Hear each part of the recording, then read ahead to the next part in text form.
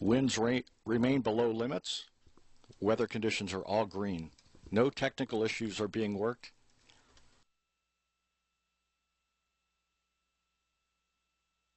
LC, this is OLC. Orion transfer to internal power is complete. Roger. The Orion spacecraft now operating its own batteries.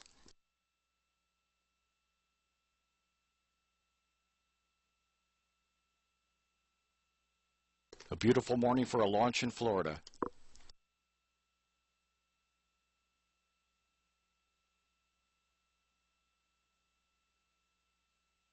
Coming up on 7 minutes before launch. L minus 7 minutes. Status check to proceed with terminal count. MEQ. Go. MEA. MEA go. HYE. Go. Locks 1. Go. Locks 2. Go. BP. Go. PNE. Go. BP. Go. ATC 1. Go. PEA. Go. Fuel 1. Go. Fuel 2. Go. TM 1. Go. ATC 3. Go. TM 2. Go. FMA. Go. BE. Go. EEA. Go. GE. Go. SYS. Go. DSE. Go. Timer. Go. ECS. Go. QE. Go. USO. Go. OSM. Go. VSE. VSE is go. ALC. Go. AC. AC is go. RC. Clear to proceed. Launch Director. This is the launch director, and you have permission to launch. Proceeding with the count. MEQ established swing arm lock pins pole. Active. L minus 6 minutes. SYS established record on change list activated. Activated. We have a final clear to launch. Managers across the country, more than 200 in count from NASA, Lockheed Martin, and United Launch Alliance, all working together for today's historic launch of the Orion spacecraft on a Delta IV heavy rocket. 5 minutes, 30 seconds before liftoff.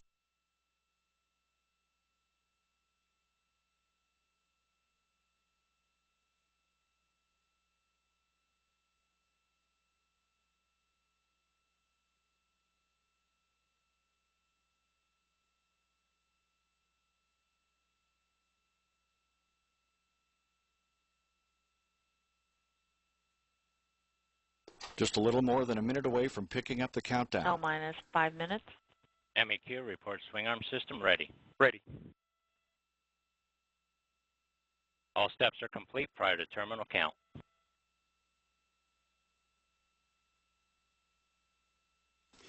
Launch minus 4 minutes, 45 seconds.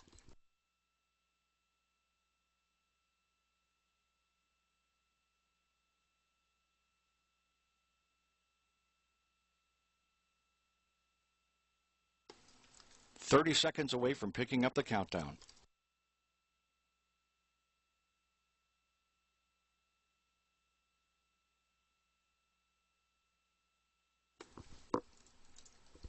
At T-minus 4 minutes and counting, we'll enter the terminal count and begin securing the second stage liquid oxygen tank.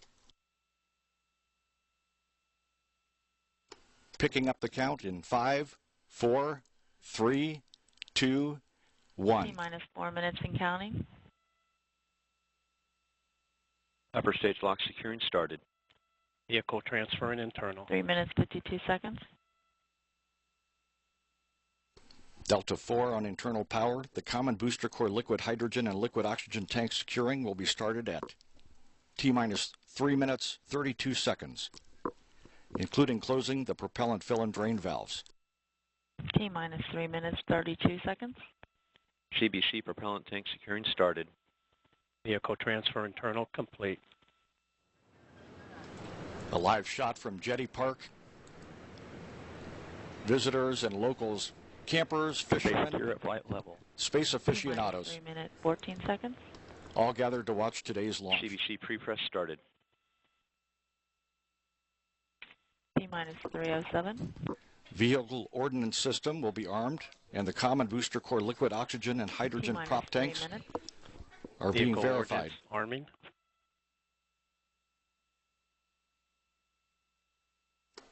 T-minus 2 minutes, 50 seconds. LH2 CBC secured. The liquid hydrogen common booster core tank Vehicle is ordnance secured. armed. Ordnance is armed. T-minus 2 minutes, 31 seconds and counting.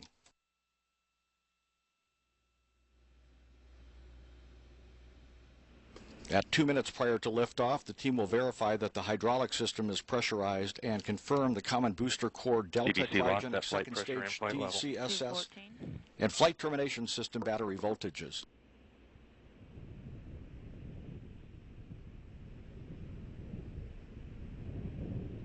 Coming up on 2 minutes. T-minus 2 minutes. TPA script running. Hydraulic press at 4,000. Everything is go. At T-minus 1 minute 20 seconds, the team will begin securing the second stage liquid hydrogen tank. T-minus 1 minute 40 seconds.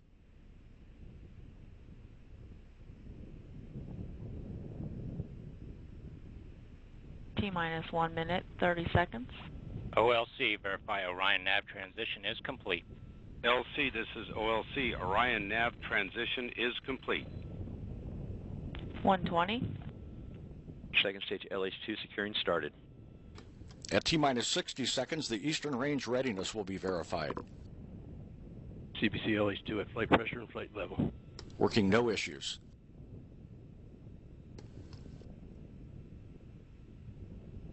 T-minus 1 minute.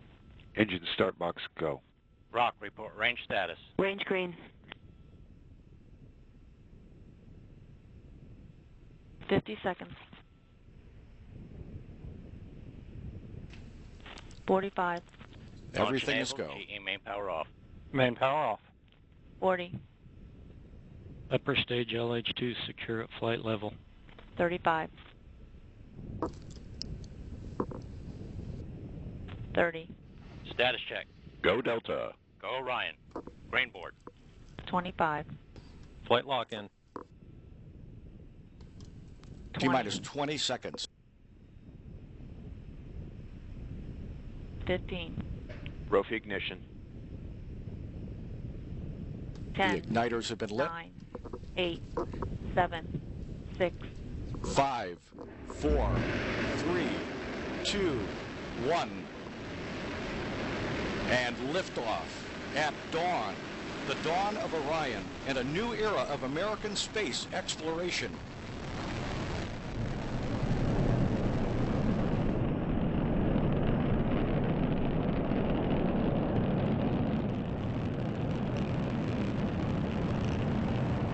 Good engine control in the first stage. Passing 25 seconds. Velocity 1,341 feet per second. Passing 31 seconds, still looking good. Good engine control. Good chamber pressure in all three boosters in the full power mode. 40 seconds in. Standing by to go to the partial thrust mode in the core.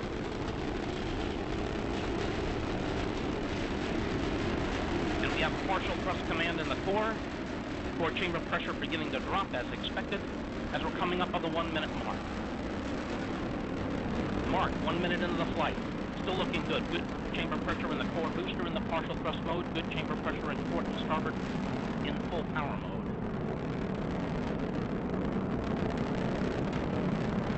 One minute, 15 seconds into the flight. We have the hydrazine supply valve open in the second stage. 1 minute, 22 seconds in. Max Q, maximum dynamic pressure on the vehicle. Passing 124, Mach 1. Orion and Delta 4 now transcending the speed of sound. 1 minute, 31 seconds in. Good engine control in the first stage. Coming up 1 minute, 40 seconds. Velocity now 1,341 feet per second. 1 minute, 50 seconds in.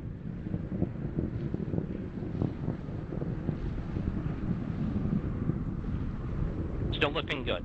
Coming up on 2 minutes. 2 minutes into the flight.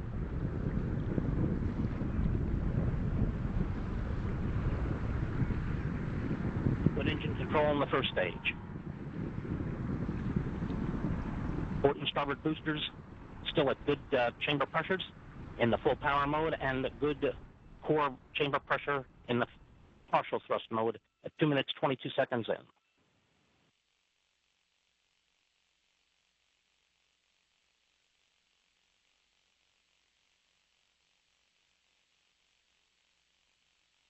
Two minutes 35 seconds in, still looking good. Coming up on the 2 minute 43 second mark. 2 minutes 43 seconds. The Delta IV of heavy Valkyrie now just weighs 1/2 as much as it did at launch, burning propellant at the rate of 4,744 pounds per second.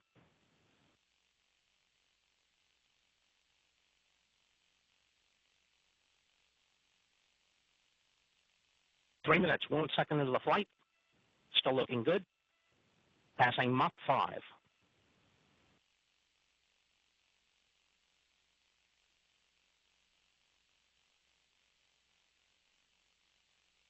Three minutes 16 seconds in. Good engine control. Less than 1/2 minute remains on 3-booster flight. 3 minutes 30 seconds in. We're standing by for the command to go to the partial thrust mode in the port and starboard booster. That command should occur about 10 seconds from now.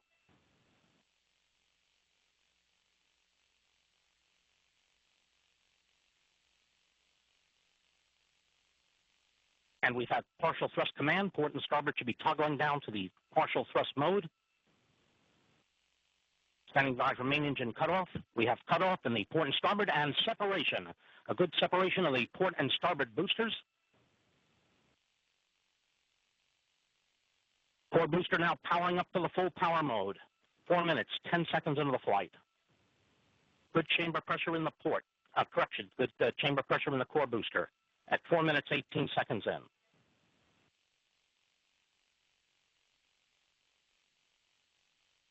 Four minutes, 25 seconds in, still looking good. Good engine control in the core. About 1 minute remaining on first stage flight.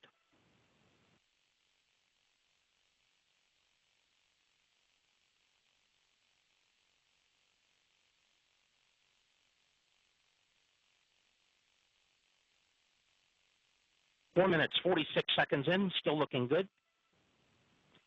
Chamber pressure holding very well in a core booster as we're approaching the 5-minute mark. 5 minutes into the flight. Standing by to go to the partial thrust command. That partial thrust command about 15 seconds from now.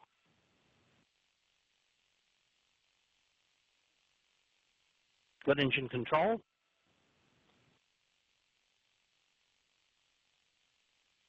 Five minutes, 20 seconds in. And we have partial thrust command in the core. Core chamber pressure beginning to go down. As expected, standing by for MECO. We have MECO. The main engine has cut off. Standing by for stage separation. Each have stage separation. Heads is deploying. The nozzle has been extending. Standing by for igniter spark. And we have igniter spark, and we have ignition. Ignition on the second stage. Second stage chamber pressures beginning to rise. This is Mission Control Houston. We're taking over commentary at this point as we come up on the first two critical Orion program milestones, the service module fairing panel jettison and the launch abort system jettison, standing by for those first two critical events.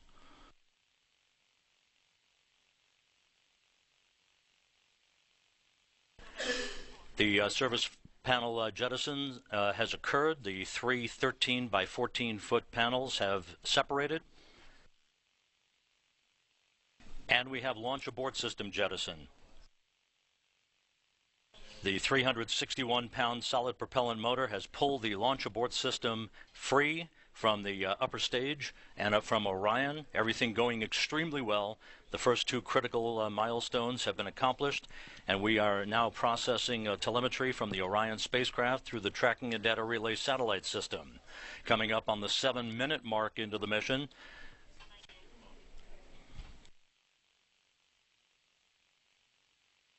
Orion and the Delta IV upper stage, now 127 miles in altitude, some 700 miles downrange from the Cape Canaveral Air Force Station.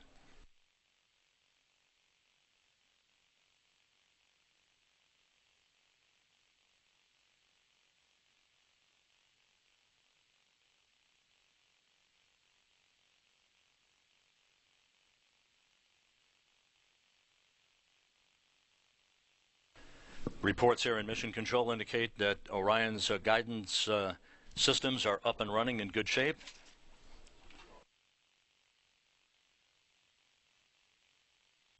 This view once again of the service module fairing panel jettison that occurred just about a minute and a half ago. We are now coming up on the 8-minute mark into the flight. Orion and the Delta IV upper stage, 142 statute miles in altitude, almost 900 miles downrange from the Kennedy Space Center. GPS systems on Orion have come into full agreement with navigation systems on the spacecraft. Orion is functioning perfectly at this point.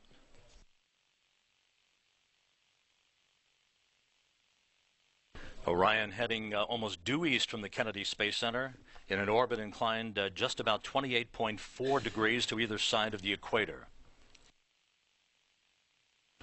8.5 minutes into the flight, the upper stage is currently traveling and carrying Orion to its preliminary orbit, now traveling at a velocity of almost 14,000 miles an hour, its altitude flattening out. The upper stage ignition will continue for about 11 minutes and 30 seconds from the time it began, with SECO-1, or a second stage cutoff number 1, just about 8.5 minutes from now. And this is our first view from cameras on the Orion spacecraft, streaming video that is coming down, being processed through the Tracking and Data Relay satellite system, showing a view of the Earth as Orion is being carried to its preliminary orbit, all of its systems operating in excellent condition on this first test flight of America's newest spacecraft.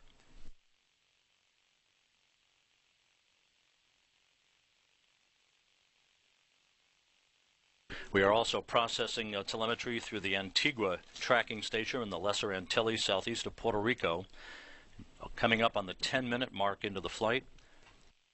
Orion is traveling almost 15,000 miles an hour, nearing its orbital insertion velocity.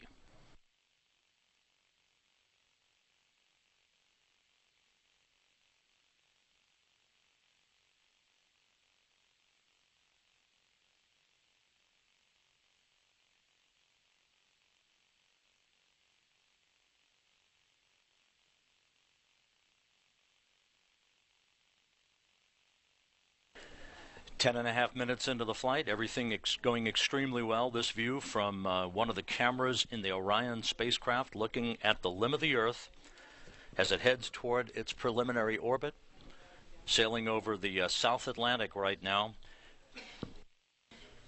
Currently 155 statute miles above the Earth. The upper stage of the Delta IV rocket, once it cuts off on this first of 2 such burns for the upper stage in about 6 minutes and 45 seconds, will have left Orion in an orbit for its first lap of the Earth of about 560 by 120 statute miles.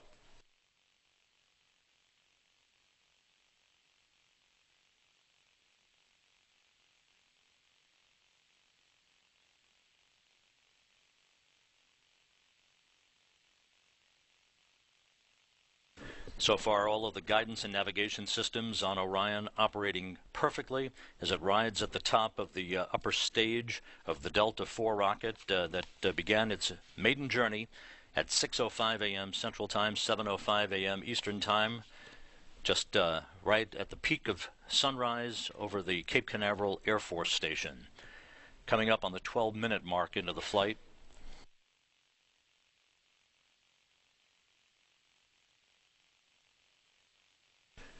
Orion now passing 15,000 miles an hour, almost 1,800 miles downrange from the Cape Canaveral Air Force Station.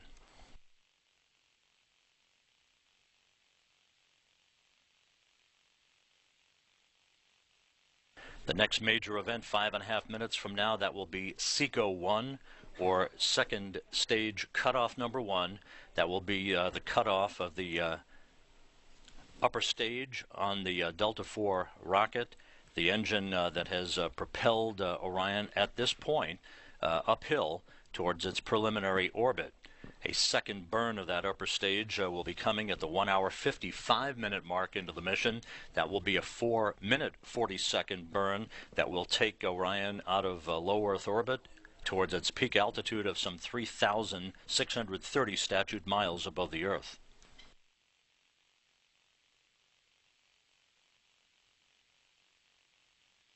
About 15 minutes after SECO 1, or the shutdown of the upper stage engine on this first of two burns that the engine will perform, Orion will be commanded into a barbecue roll, basically like a piece of meat on a barbecue spit.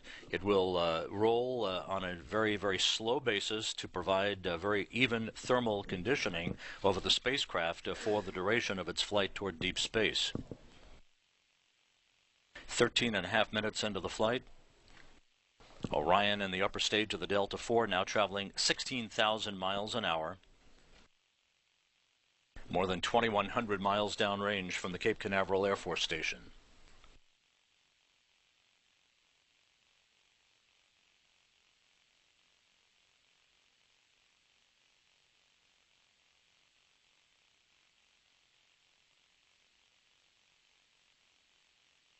Very quiet here in the flight control room. All the flight controllers belonging to the flight operations team under the direction of Flight Director Mike Serafin, enjoying the view from Orion's cameras, this first ever view from America's newest spacecraft as it continues its climb towards its preliminary orbit. This will be two orbits of the Earth, the first elliptical, the second highly elliptical, out to a distance of 3,630 statute miles, passing through the Van Allen radiation belts twice before its high-speed entry back into Earth and a parachute-assisted splashdown some 600 miles to the west of Baja, California, with the total duration for this test flight expected to be 4 hours, 23 minutes in duration.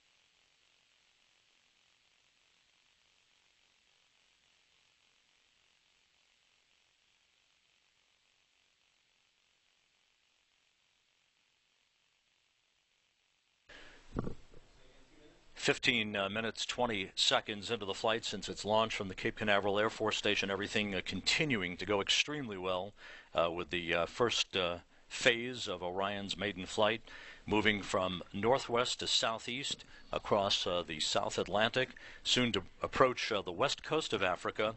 There are a flotilla of tracking stations around the world that are joining to process telemetry from Orion in concert with the Tracking and Data Relay Satellite System. We have been processing data and telemetry through Antigua.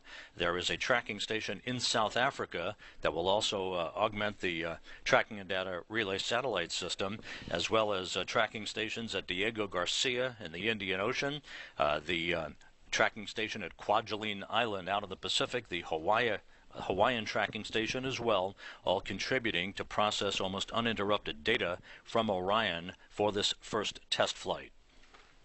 16 minutes, 20 seconds into the flight.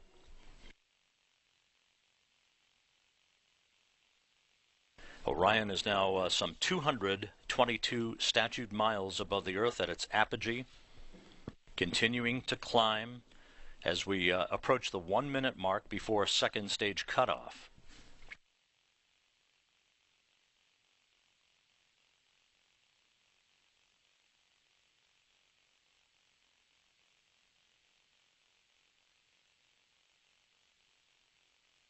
"45 seconds now until the cutoff of the upper stage engine on the Delta IV rocket for the completion of the first of its two burns. We're going to go back to Steve Agate of United Launch Alliance now at the Cape Canaveral Air Force Station in Hangar AE. Steve?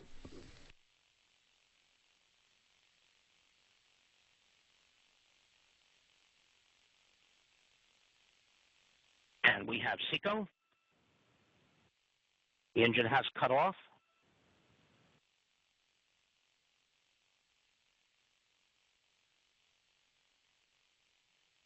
Cutoff appeared to be very close to the expected time.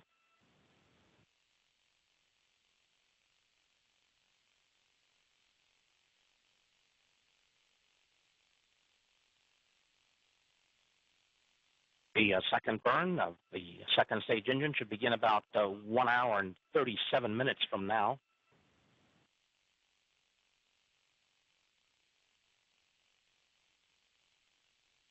Now 18 minutes into the flight.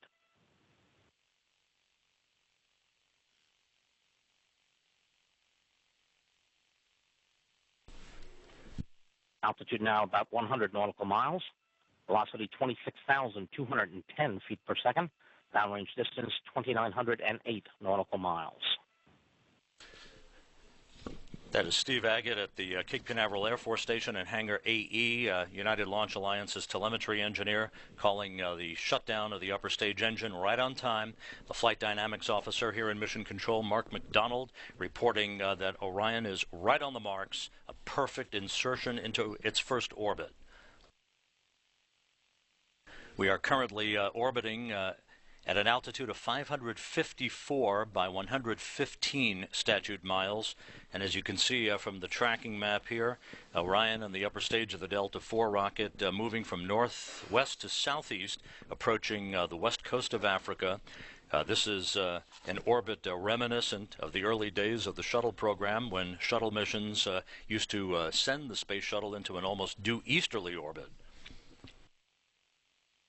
So with Orion now on its way in its preliminary orbit with the upper stage ignition number 2 planned at the 1 hour 55 minute mark into the mission, we're going back now to Brandy Dean, our show host at Hangar AE at the Cape Canaveral Air Force Station, and we'll be back here at Mission Control in Houston a short time from now. Brandy?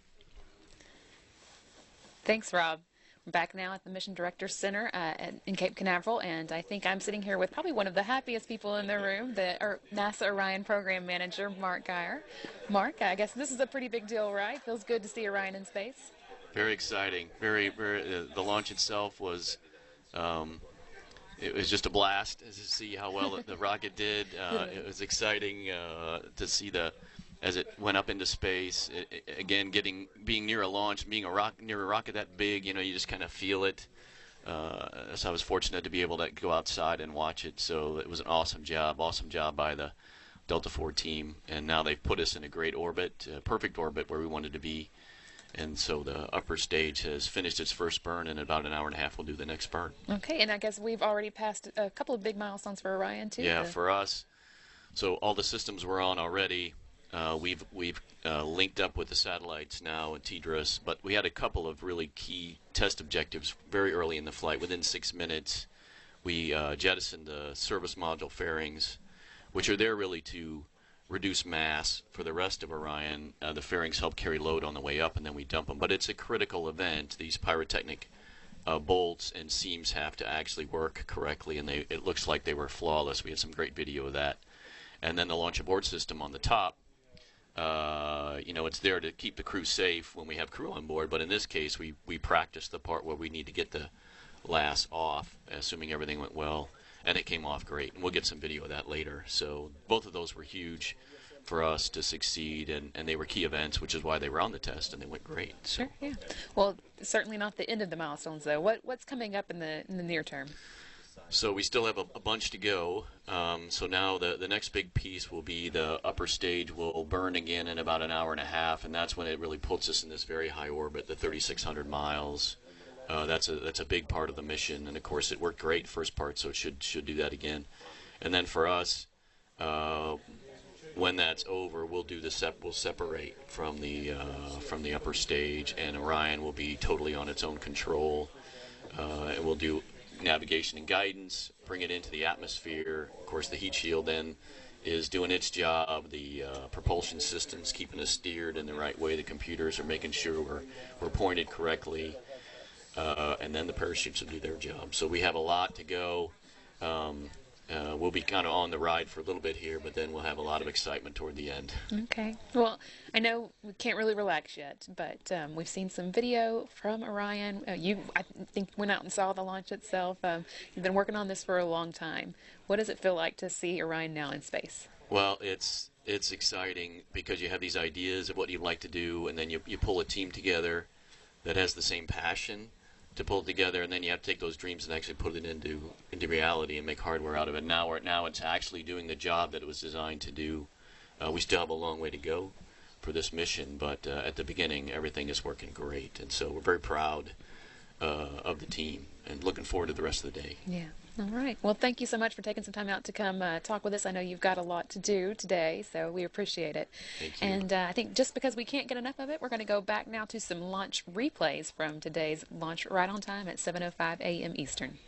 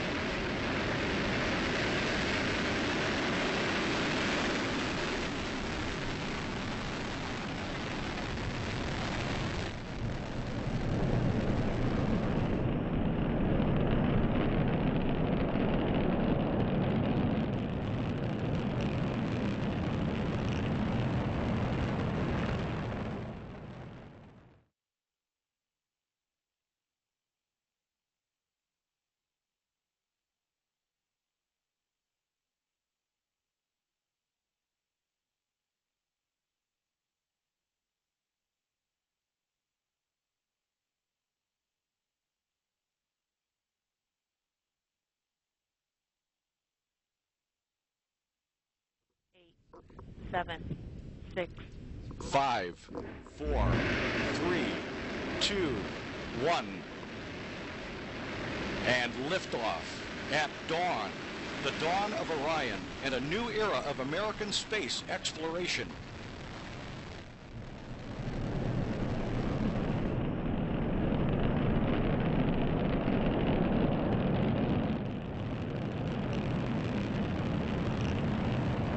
Good engine control in the first stage. Passing 25 seconds.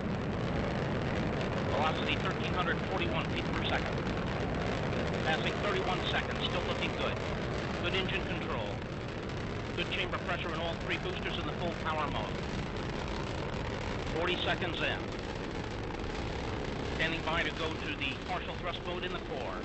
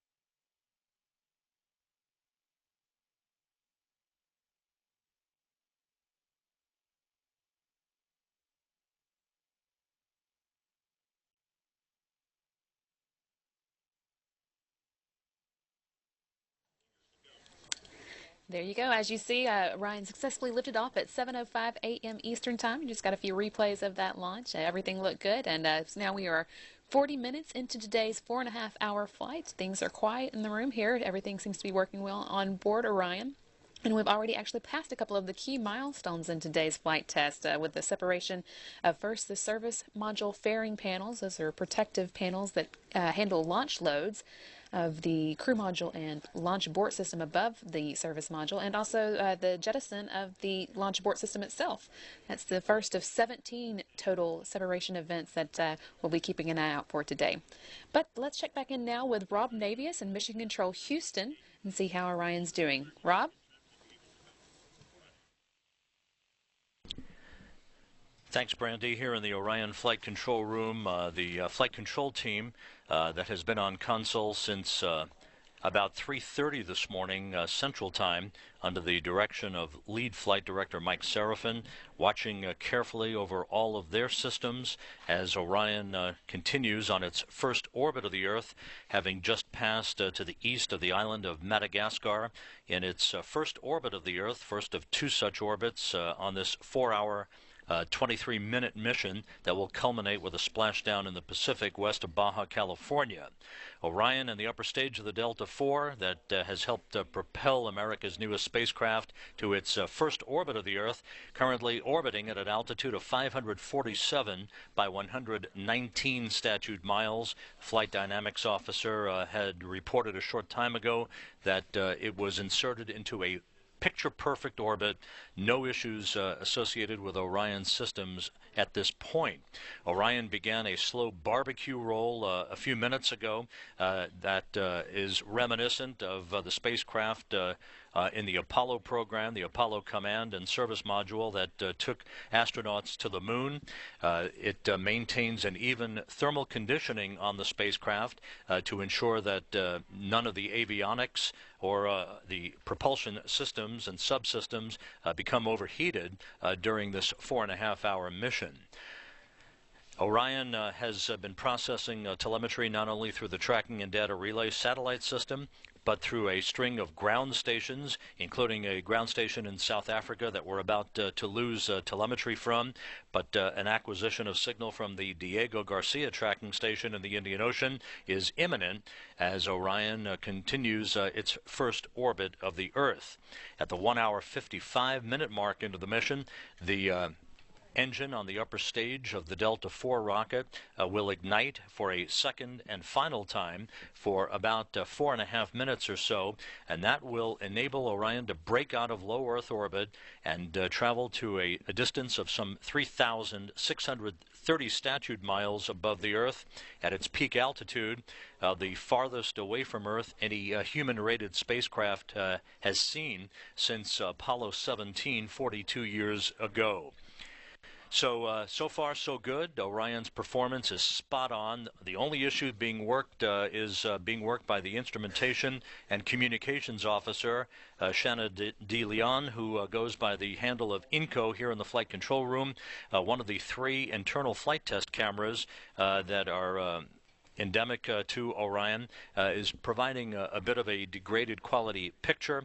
It will be cycled on and off, and of course that and one other flight test camera. You're looking at the image currently from flight test camera 3.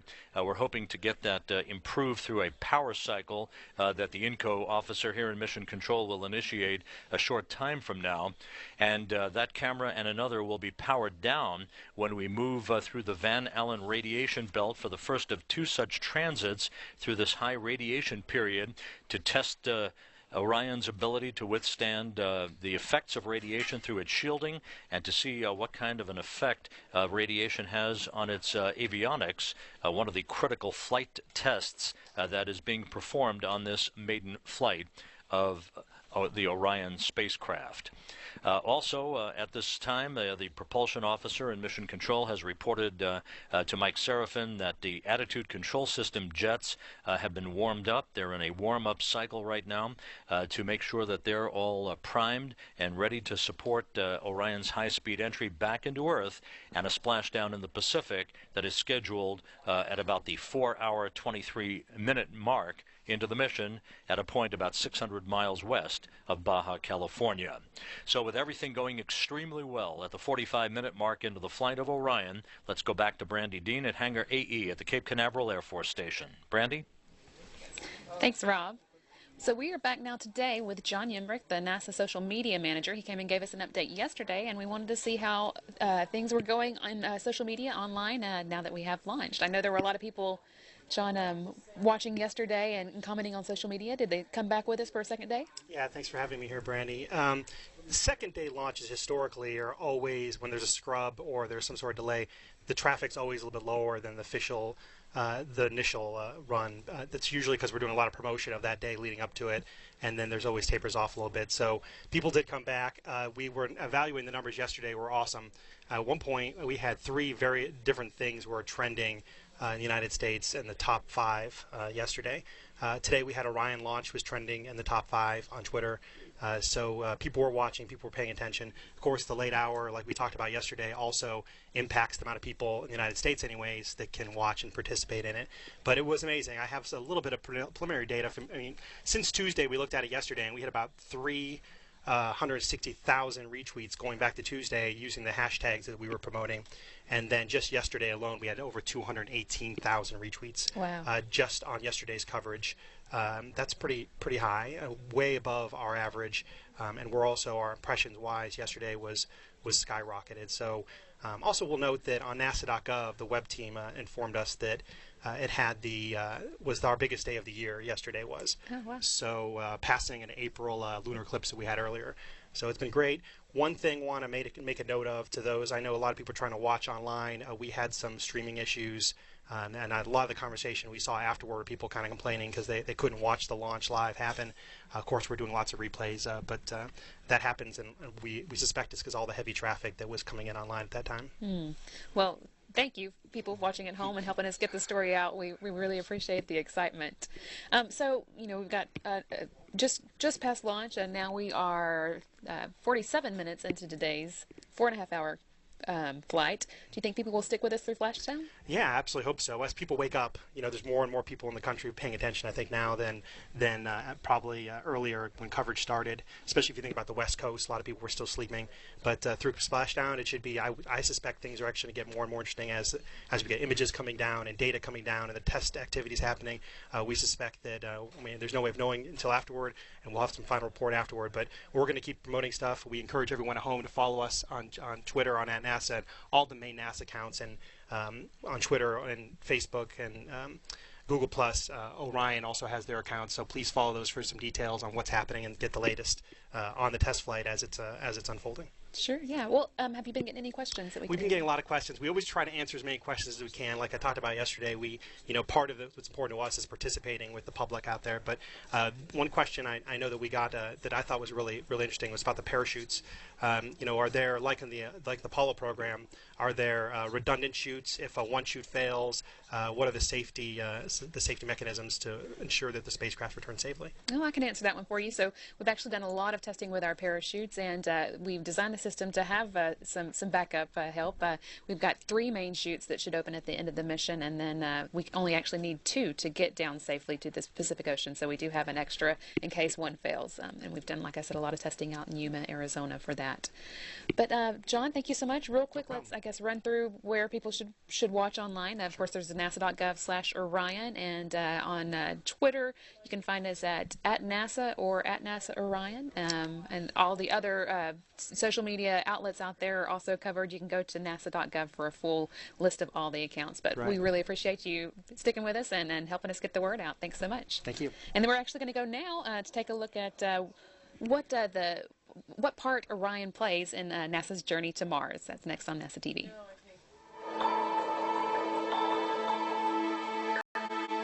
Mars, a rich destination for scientific discovery.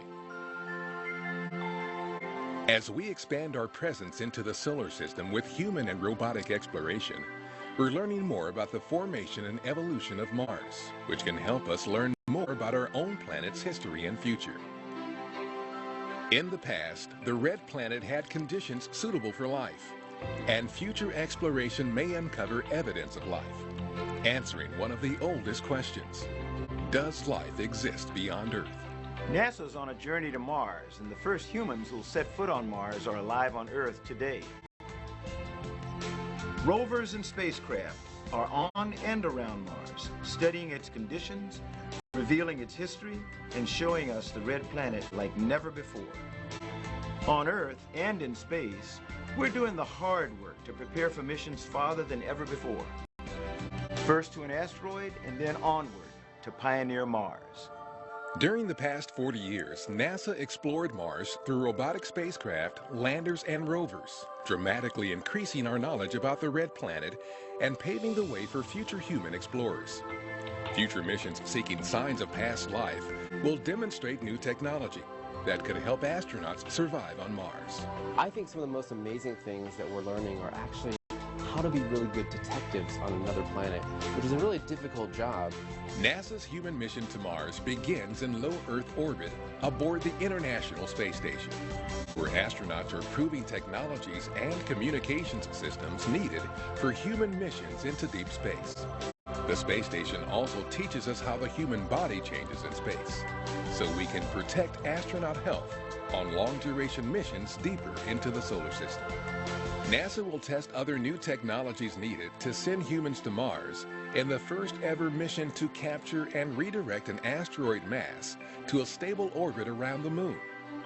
Astronauts aboard NASA's Orion spacecraft will explore the asteroid in the 2020s and return to Earth with samples.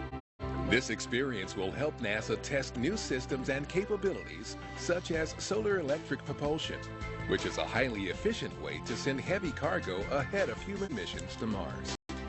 Astronauts will travel in an Orion, launched atop a Space Launch System heavy lift rocket, which will be the most powerful rocket ever flown. Apollo happened before I was born, so this for our generation will be the exploration missions that we get to see in our lifetime.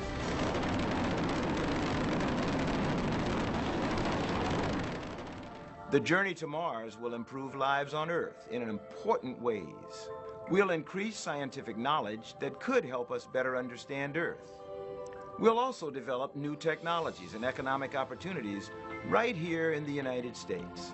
And we'll advance U.S. leadership in the peaceful international exploration of space. But make no mistake, the journey to Mars will be the challenge of a generation. To send humans to the red planet and return them safely so we can go back, keep exploring, and push the frontiers of discovery. It's a journey well worth the risks. Today, our engineers and scientists are working hard to develop the technologies astronauts will use to travel to and work on the red planet. Join us as we continue our journey to Mars.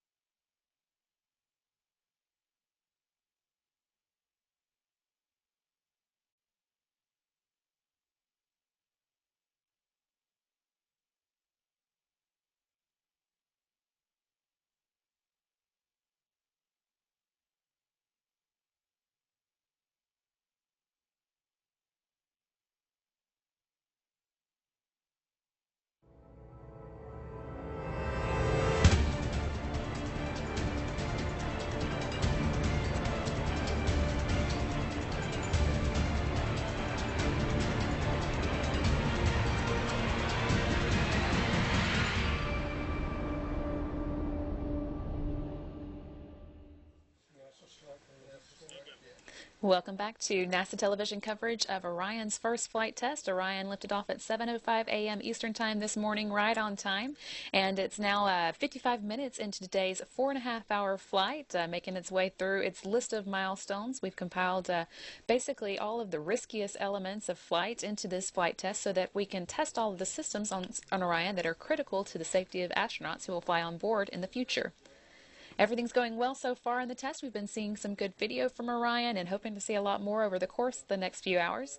And we are going to go next now to Rob Navius in Mission Control Houston to get an update on progress of Orion in its flight test. Rob?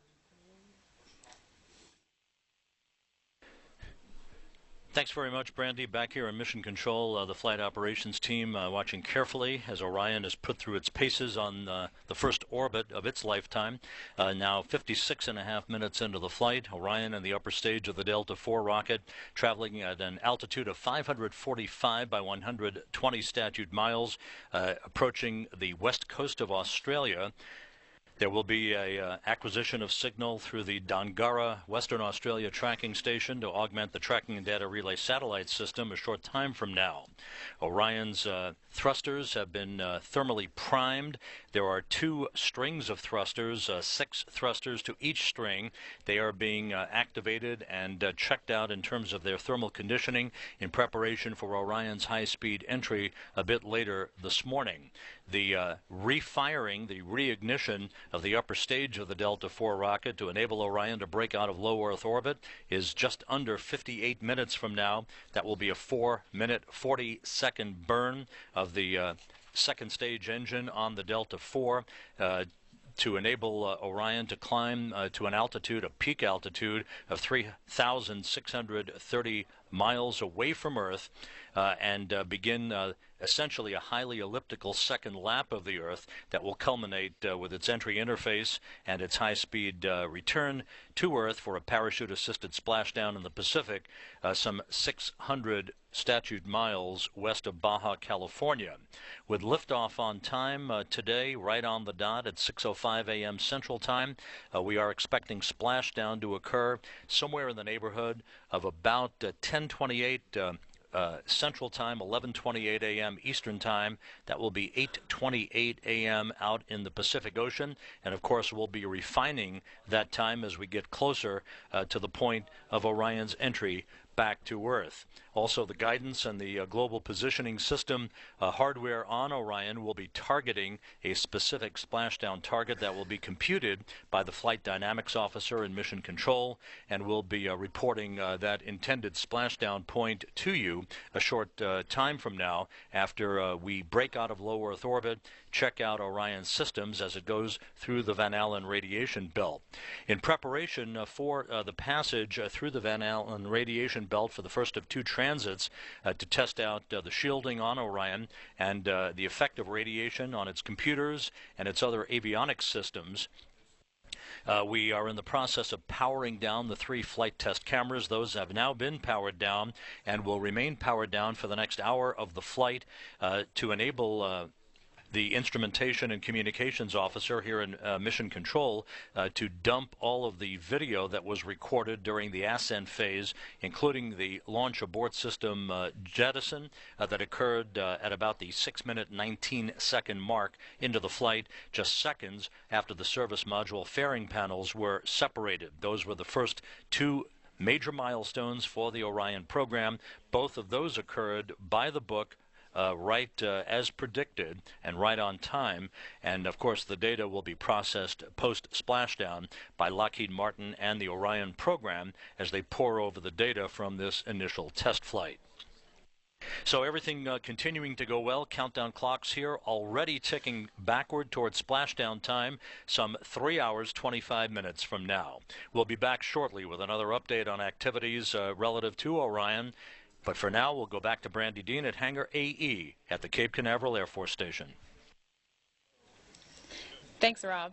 So no astronauts are on board Orion today, but of course we hope to put them on board in the future. And to talk a little bit with us about that, we have astronaut Rex Walheim, who was one of the crew members on the last shuttle flight, STS-135, yes, and is now the chief of the exploration branch of the astronaut office, right? Yes, that's correct. All right, tell us a little bit about what that means. What is your role in the astronaut office? Okay, well, I'm the astronaut representative to the Orion program, so I serve on Mark Geyer, the program manager's team, and we evaluate the development of the project to make sure all things are being designed to the ways that we think are important, and watch over the safety, and then pay special attention to the crew interfaces, the displays and the controls, and the ways we interact with the vehicle. Okay, and you also are working directly with Orion, kind of giving the astronaut perspective on. You bet. So what have you been seeing so far? What have you? What's important to you as an astronaut? Right. Well, one of the things we want to really take a close look at are the displays, and so we've actually started getting into the development process. So, in the astronaut office, we have what's called the Rapid Prototyping Lab, where we can develop some displays and working with our Lockheed counterparts, and we've been able to code them up and test them out, and then fix them from what we found in the testing. And we're doing this iteration. It's going really, really well. And so when we're ready to have humans on board Orion, we're going to have some great displays built up. I think you've been inside the mock-up of Orion, testing out those displays yourself and some simulations. Yes. What have you found? How do they? It's working great. It works great because it's it's another jump from where we were with the shuttle program. So we've got great interface where we can basically interact with the displays just using our hands on the throttle and the cursor on the control stick and a cursor control device, so we can take all the actions we need, which is important when you're in a high vibration environment to be able to control the vehicle. That makes sense. Yep. So I guess you probably got to see Orion lift off today. Yes, I did. It was just magnificent. A dawn launch at the beginning of a new era in human spaceflight is just a spectacular day. I agree. Orion is flying. All right. Well, speaking of that, so would you be willing to fly on Orion? I would love to fly on Orion. I mean, as exciting as it is to go to low Earth orbit and to go to the space station, there's incredible things we're learning there, and the ISS is a U.S. national laboratory. It's our proving ground here, and then we're going to go even farther, and it just excites the imagination to think of going to the lunar vicinity, past the moon, to an asteroid, or to Mars one day. What of those is most exciting to you? I think the ultimate destination we all have kind of a consensus on is Mars. Everybody wants to go to Mars, and it's so important to go there and to figure out what happened to Mars, and to establish our presence on another planet, so we become a multiplanetary species.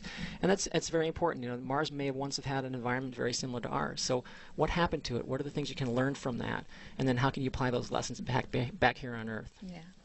Well, let me ask you one more question.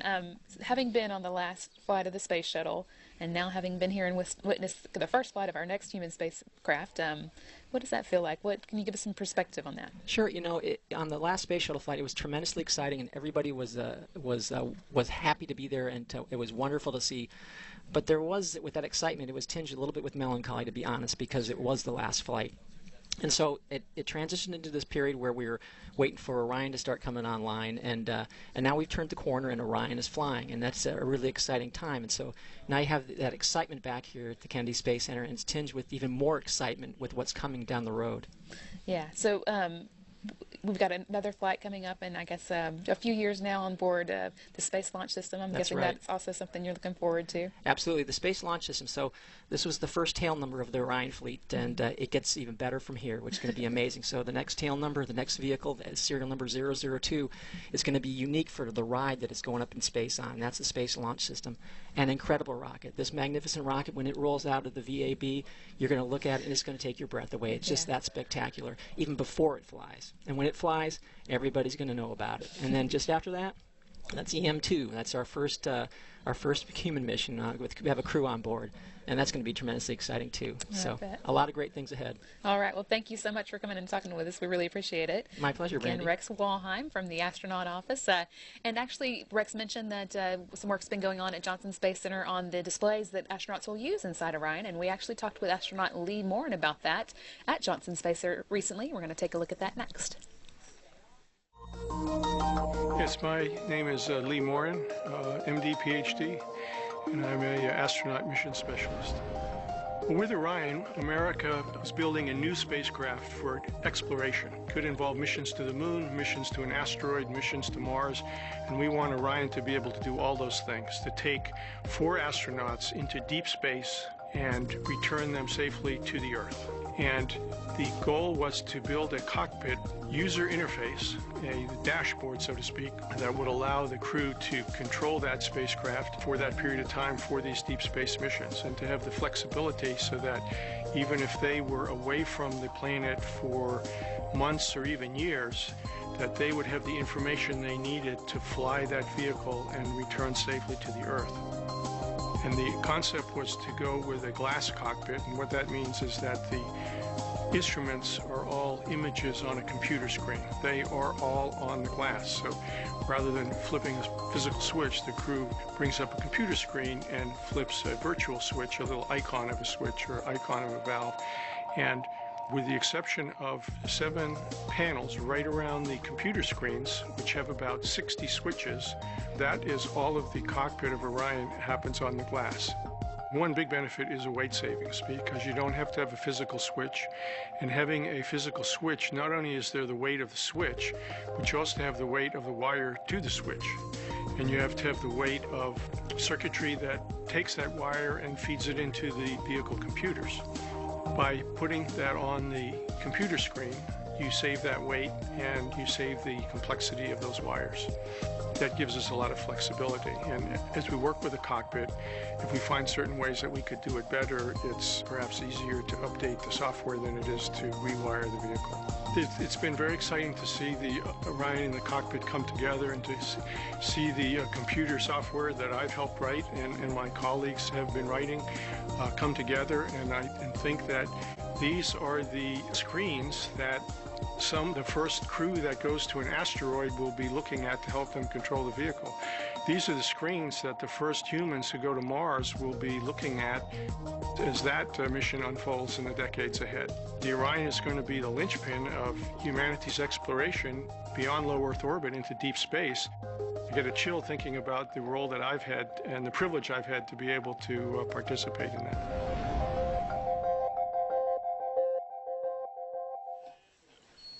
All right, that was a look at the cockpit of Orion at Johnson Space Center that we've been working on now. And now we have with us the Lockheed Martin Program Manager for Orion. And he's going to tell us a little bit about some of the building that Lockheed has been doing for Orion since they are the prime contractor. Thank you so much for joining us, Mike Haas. No problem, Brandy. All right, so why don't we start with just kind of explaining what the Lockheed Martin role is in Orion. So Lockheed's role is as the prime contractor, NASA's industry partner in Orion. So we do the design, development, production, assembly, test, and integration of Orion, the whole life cycle. Yeah, and I guess that seems to have gone well since we launched it today into space. It launched well. The spacecraft is doing well.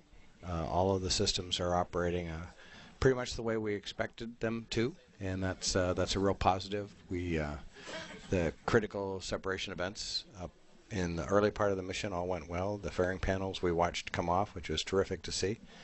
The launch abort system jettison worked, uncovered the capsule, and then we got full data. So those are all really positive steps. Well, so I guess Lockheed and NASA together have been working on Orion for a long time. How's that partnership gone, and are you happy with what you ended up with? I think the partnership has gone very well, actually. It's we have a good team. We both have distributed teams across the country. On the Lockheed side, we have our Houston program management team. We have much of our engineering support in the Denver facility. Mm-hmm. We build the primary structure in MAF, and we do everything else in Michoud Assembly Facility. We do everything else here at the Kennedy Space Center. Yeah. And NASA also has support from many different centers, as you well know, and the ability of the teams to work together in that distributed way, I think, has been very positive. Right. So I guess that gives us a good lessons learned even already for the next one that building has already started on. Well, and I've said that through the course of this week, is that we've talked a lot about this being a flight test of the spacecraft, but it's also a flight test of our whole partnership and organization. Mm-hmm. We've done some things uniquely for the test in that NASA actually tasked Lockheed to really be the integrator of the flight test, so that we actually purchased the Delta IV from United Launch Alliance. Okay. We did the integration with ULA, and we chair the mission management team here in Hangar A&E at the Cape. So that's a different role. traditionally than what the prime contractor would do. So it's been interesting to be able to do things a little bit differently. Yeah, well, it seems like it's worked out really well. So, so far, everything is going well in today's flight, right? So far, everything is going well. Okay. Well, like I said, the jettison of the panels and the launch abort system were very important to us. Right now, the team is actually from the Mission Control Center in Houston. The NASA team that is actually supporting us in this test flight is downloading the first of several data files to get higher level engineering data from Orion. Later on in the flight, at just under 2 hours, the second stage of the Delta IV burns again, and that's really the critical burn. That's what gives us the high apogee altitude, and it also sets us up for reentry. So we know what our true reentry profile is going to be once we get through that burn. And then as we approach reentry, we separate from the well, just after that burn, we separate from the Delta IV upper stage, which is also the service module for this flight. So that's when the capsule itself, the crew module, is separate and flying on her own, so to speak. And then as we re-enter, we have the separation of the forward bay cover, which protects all the parachutes, and do all of the re-entry on the parachutes like we've done in various tests, but we do it in the real space environment. All right. Well, so it's a lot to look forward to in the next few hours. All right. And a lot of data to capture and review and continue to see how Orion is flying. Well, we'll stick with you and watch as everything unfolds. Okay, great. We're now an hour and 11 minutes into today's 4.5-hour flight, and we're going to go back now to Johnson Space Center and Rob Navius, who's standing by there to give us an update from Mission Control Houston. Rob?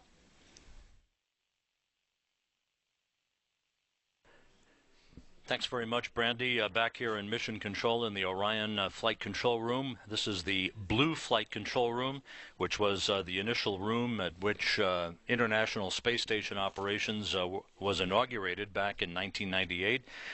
The ISS was controlled from here all the way through 2006. The ISS, of course, now controlled from a separate flight control room since then, as those teams of flight controllers watch over the 6 crew members on board the International Outpost 24 hours a day. But the focus of attention today is in this room where Mike Serafin, the lead flight director, and his team of flight controllers have been on console since early this morning and now are carefully watching over all of the systems of Orion as we pass the 1 hour 13-minute mark into the mission. Orion is currently orbiting over the Pacific Ocean, moving from southwest to northeast in an orbit inclined 28.45 degrees to either side of the equator, orbiting at an altitude of 546 by 124 statute miles. Countdown clocks here in Mission Control are ticking backward toward the reignition, the second burn of the upper stage of the Delta IV rocket that is scheduled 41.5 minutes from now. That will be about a 4.5-minute burn. As we mentioned earlier, it will enable Orion to break out of low Earth orbit and head to a point 3,630 or so statute miles above the Earth toward peak altitude, testing out its systems as it passes for the first of 2 transits through the Van Allen radiation belt out to deep space, testing all of the systems that are relevant for this first flight test of America's newest spacecraft. It also puts Orion at the particular altitude that the Orion program needed in order to test its high-speed reentry back into the Earth's atmosphere, a reentry that will see Orion traveling at some 20,000 miles an hour, about 84% of the velocity of a return from the moon, which of course will be exercised on Orion's next flight, exploration mission number 1, several years from now. But for now, that first flight test sets Orion up today for its high-speed reentry back into the Earth's atmosphere. It will be a fascinating last hour and a half of this flight. About 1 hour before splashdown, Orion will separate from the upper stage of the Delta IV rocket. Its thrusters and guidance systems will be exercised as it barrels through the Earth's atmosphere, building temperatures around its huge heat shield to about 4,000 degrees Fahrenheit as it makes its way back into the Earth's atmosphere. A series of 11 parachutes will be deployed in sequential fashion. The final trio of parachutes, the main chutes, will be deployed and will reef in a rather sequential fashion to quickly decelerate Orion from a speed of 20,000 miles an hour to some 20 miles an hour at splashdown time in just 11 minutes. A very dramatic return to Earth lying ahead for the Orion spacecraft, with splashdown now scheduled 3 hours, 9 minutes from now at 10:29 a.m. Central Time. It'll be 8:29 a.m. out in the Pacific at the splashdown point about 600 statute miles west of Baja California. At this time, there are video files, packets of files that are being downlinked that have been utilized from the flight test cameras and other structural cameras on board the Orion and the Delta IV upper stage, the service module, which is a test article, if you will, a mass simulator article for this first test flight. All of the cameras that recorded video of all of the critical events during the ascent phase for Orion, those files are being dumped to the ground. They'll be processed as quickly as possible. We hope to have some of that video for replay for you at the appropriate time, hopefully in about perhaps an hour and 15 minutes or so from now, maybe sooner. We'll keep you posted on that.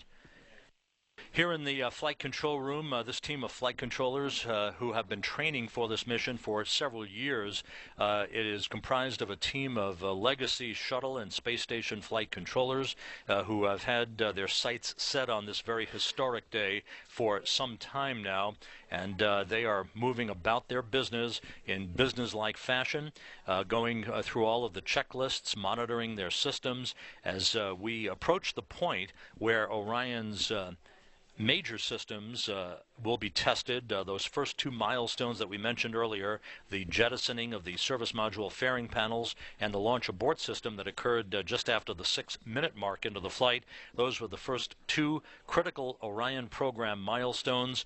That now to be followed up as Orion begins to flex its muscles heading out into deep space and preparing itself for its high-speed reentry, the true trial by fire that you've seen in that 7-minute video that we've been broadcasting on NASA TV for the past several weeks. Also, out in the Pacific Ocean, heading towards the splashdown zone, is an unpiloted airborne vehicle called the Icana.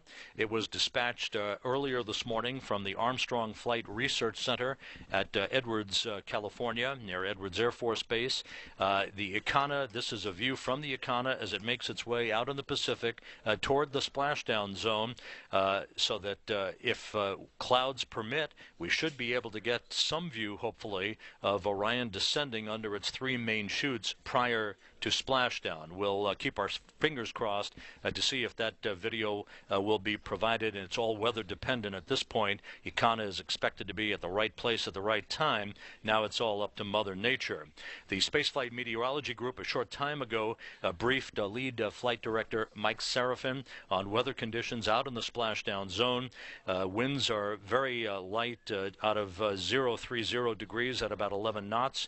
The wave heights are within limits. Everything is green as far as the weather constraints for splashdown and the ultimate recovery of Orion by the combined NASA U.S. Navy recovery team that will be led off of the USS Anchorage and the U.S. naval ship Salvor that are on station in the splashdown zone. So again, everything continuing to go very well as we approach the point about 36 minutes from now where Orion is going to be elevated into its second and final orbit, a highly elliptical orbit that will enable it to move away from low Earth orbit, the first time a human-rated spacecraft will have broken out of low Earth orbit since Apollo 17, 42 years ago.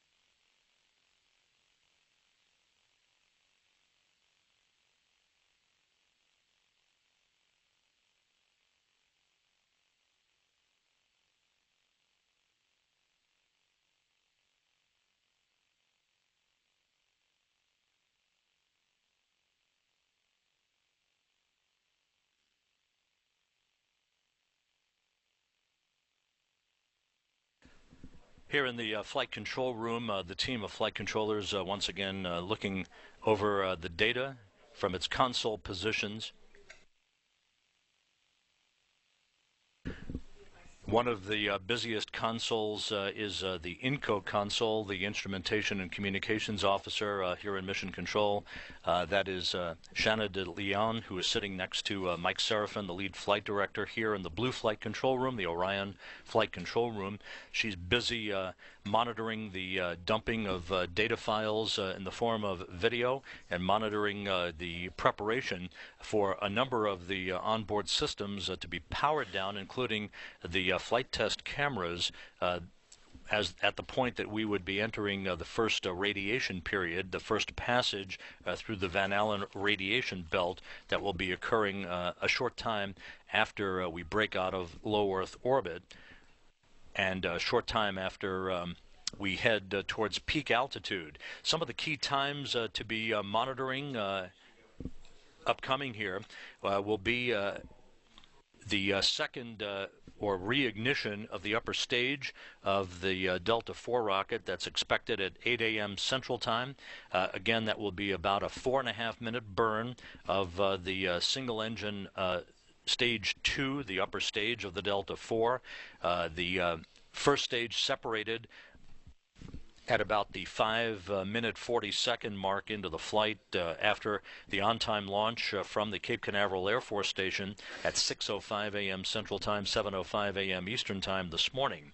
Again, the refiring of the upper stage of the Delta IV rocket to propel Orion out of low Earth orbit coming up at 8 a.m. Central Time. We expect SECO-2, or second stage engine cutoff number 2, to occur at 8:05 a.m.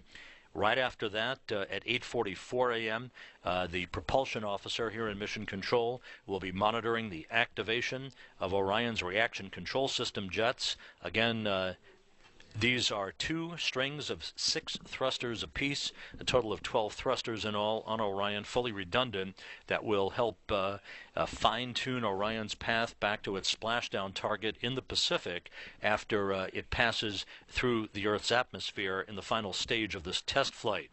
The Flight Dynamics Officer here in Mission Control, Mark McDonald, will provide a preliminary update to Flight Director Mike Serafin on our splashdown latitude and longitude target. That should be coming up at about 8:50 a.m. Central Time. And then one key moment in this flight will be arrival at peak altitude at 9:05 a.m. Central Time. We're 3 hours into the mission. We should reach that magic point of about 3,630 statute miles above the Earth. And if all goes as planned, we should get a view of the Earth as a disk out of one of the windows in the crew module of Orion that would be the first view of Earth from that distance from a human-rated spacecraft since Apollo 17, 42 years ago. From that point, we will be accelerating the number of key activities in trip hammer fashion as the crew module will be commanded to separate from the service module at 9:28 a.m. Central Time, following the enabling of the attitude control system jets on Orion. And then if all goes as planned and if Orion's systems continue to go in smooth fashion as they have so far in the first hour and a half of this mission, Flight Director Mike Serafin is likely, he'll be assessing those systems, but would be then in a position to give a go, no-go decision for an extended power-up of Orion after it splashes down in the Pacific to enable Lockheed Martin to acquire additional bonus thermal data on the behavior and performance of the spacecraft as it bobs up and down in the Pacific, waiting for its recovery by the U.S. Navy NASA recovery team. A 10-second firing of the thrusters on Orion is scheduled at 10:02 a.m. Central Time. That is called a crew module raise burn. That's the nomenclature for essentially a testing of the thrusters to put it in the proper attitude or orientation prior to entry interface that is scheduled at 10:16 a.m. Central Time today. And then at that point, everything moves in very, very fast fashion as we move from a point where Orion will be traveling about 20,000 miles an hour to a point at splashdown some 11-12 minutes later, where it will splash down at a gentle rate under 3 main parachutes at about 20 miles an hour.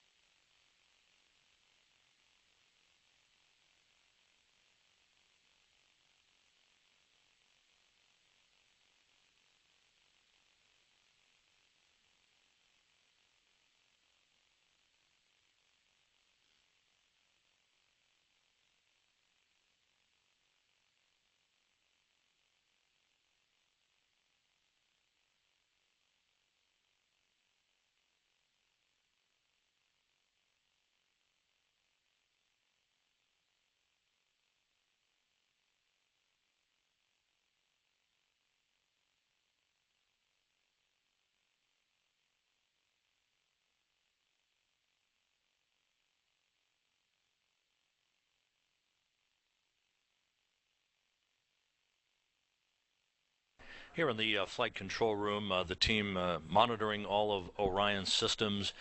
Virtually no chatter on the loops. Orion is performing to near perfection at this point in the first hour and a half of its maiden flight as it currently crosses the Pacific and now has crossed the equator, moving from southwest to northeast on the home stretch of its first orbit of the Earth, with the second stage restart of the engine on that Delta IV upper stage now less than 28 minutes from now.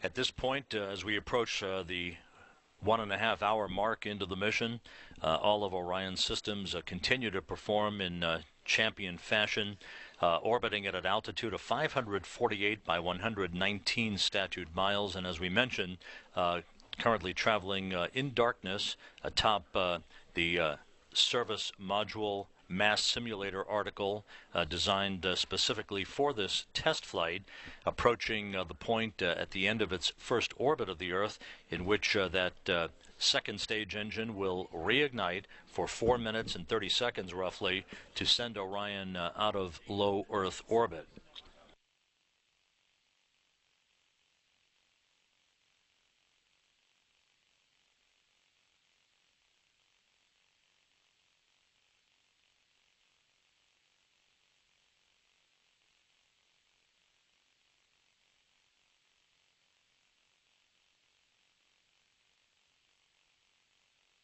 The first radiation period that Orion will pass through, its first transit through the Van Allen radiation belt, in which its shielding and its avionics and computers will be tested against the harsh effects of radiation. That will occur at the 2-hour, 5-minute mark into the mission, or about 8:10 a.m. Central Time. It's about a 15-minute transit. The flight test cameras on board Orion, and there are 3 of them, one that looks out of the docking hatch at the top of the spacecraft, and the other two look out of the two other windows on Orion, the so-called commander's window and the pilot's window, providing various views and data collection points for the exercising of the systems on Orion on this first test flight.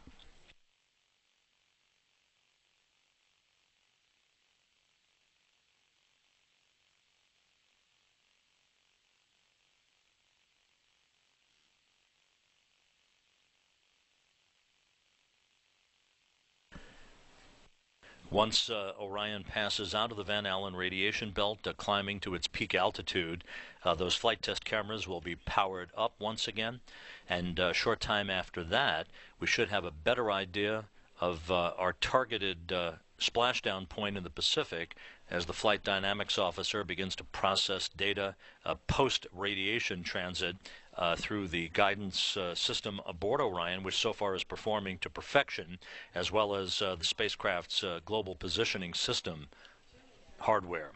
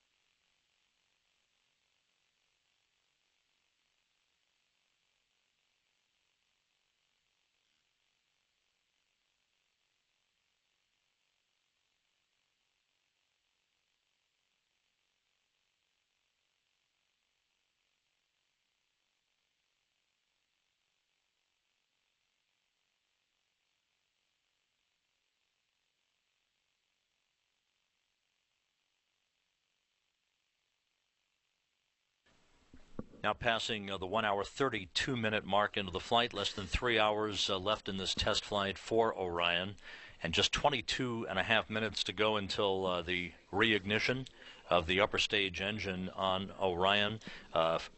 Data files continue to be downlinked and will be for about another 20 minutes or so, including video captured by the flight test cameras during the critical ascent events that took place following the launch of Orion atop a Delta IV Heavy rocket from the Cape Canaveral Air Force Station right on time at 6:05 a.m. Central Time, 7:05 a.m. Eastern Time this morning at the opening of its window on the second try.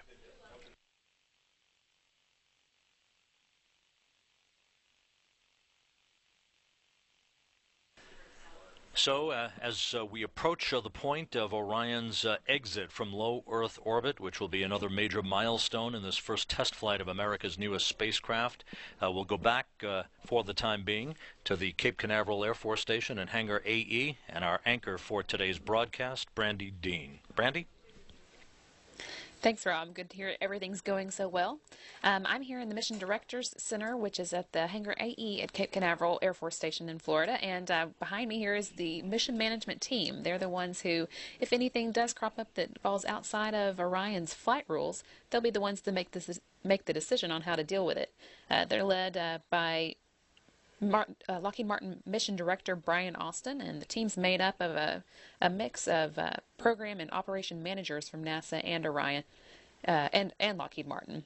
They're busy monitoring today's flight test, and as you heard from Rob, everything's going so well that they haven't had a lot to address just yet.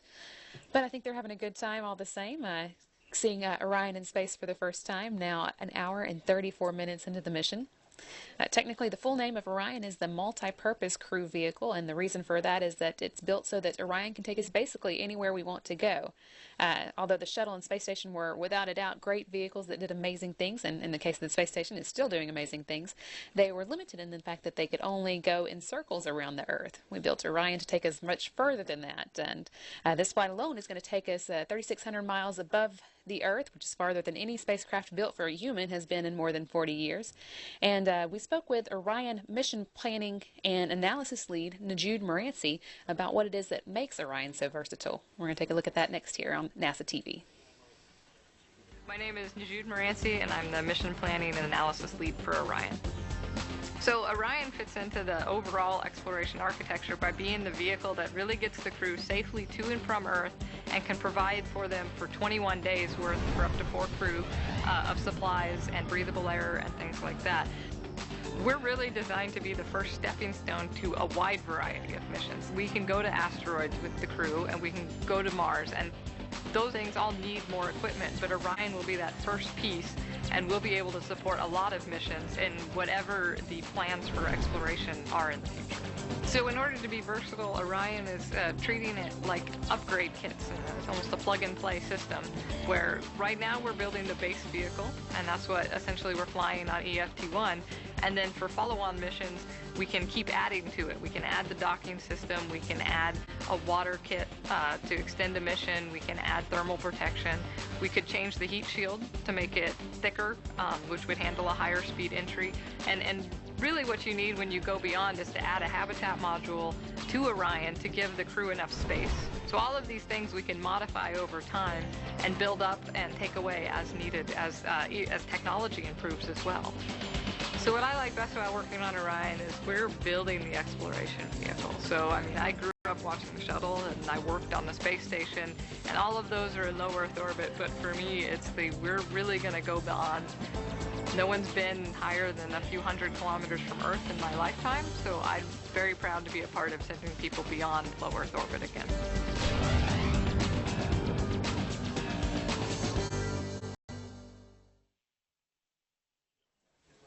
Najude is here in Florida today, doing her own part in the mission. She's watching over Orion's timeline, which, as we've been saying, is proceeding just as planned. Right now, the cameras have been turned off so that the teams here on the ground could get some recorded video down from Orion, and we'll hope to take a look at that later in the mission. It should show the launch abort system jettison, and that we hope we'll be able to see before splashdown, but if not, we'll get it to you as soon as possible afterward.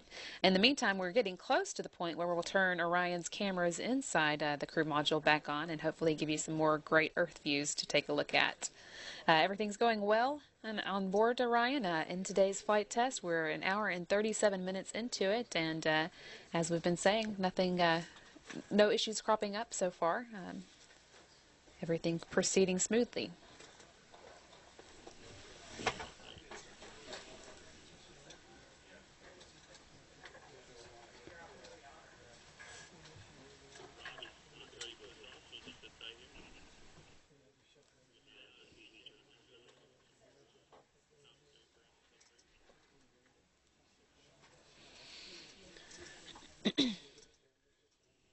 Well, we've got a minute. We can talk a little bit about the different parts of Orion. There are 4 primary parts of Orion, of course, starting with the crew module itself, which, as the name would suggest, is what houses the crew on orbit and also sees them safely into space and returns them safely back to Earth. For longer missions, it would be supplemented by a habitat that would allow the astronauts inside some extra living space and plenty of room to carry the consumables that they need along with them on missions longer than 21 days, such as going to distant destinations such as Mars. But it would be what the astronauts get back into to return home and make it safely through the Earth's atmosphere. Below it is the service module on future missions that will provide in-space propulsion as well as water, oxygen, and nitrogen for the crew module, and it will house the 4 solar arrays that generate power for Orion. Because today's flight is short, we don't need the solar arrays. We're using batteries instead. And because we don't have any astronauts on board, we don't need some of the consumables that the service module would normally carry. So today's service module is primarily a structural representation. The full service module is going to fly on our next flight, Exploration Mission 1, and it's going to be provided by the European Space Agency. And we don't have it with us anymore because we jettisoned it about 6 minutes into the flight, but at the top of the stack today on the launch pad was the launch abort system. Orion's built to be the safest spacecraft ever built for humans. And a lot of that is thanks to the launch abort system. In an emergency on the launch pad or early in Ascent, it could activate and pull the crew away from a failing rocket in milliseconds.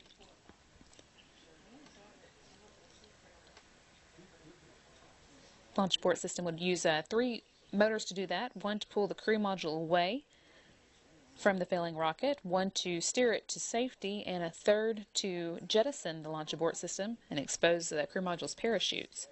The first 2 we did not need today since no astronauts were on board, but the 3rd one was there and ready to fire, and as you've seen already, it did its job flawlessly, and we jettisoned the launch abort system 6 minutes into flight. At the very bottom of the stack is a spacecraft adapter that connects Orion's service module to the rocket below. For this flight, that's the Delta IV Heavy. But in future, the same design would be used to connect the Space Launch System, our new rocket that NASA's building, to be powerful enough to send Orion into deep space. The adapter itself is actually provided by the Space Launch System program and is being used as a pathfinder for Orion's second flight, Exploration Mission 1, when the Space Launch System will fly for the first time.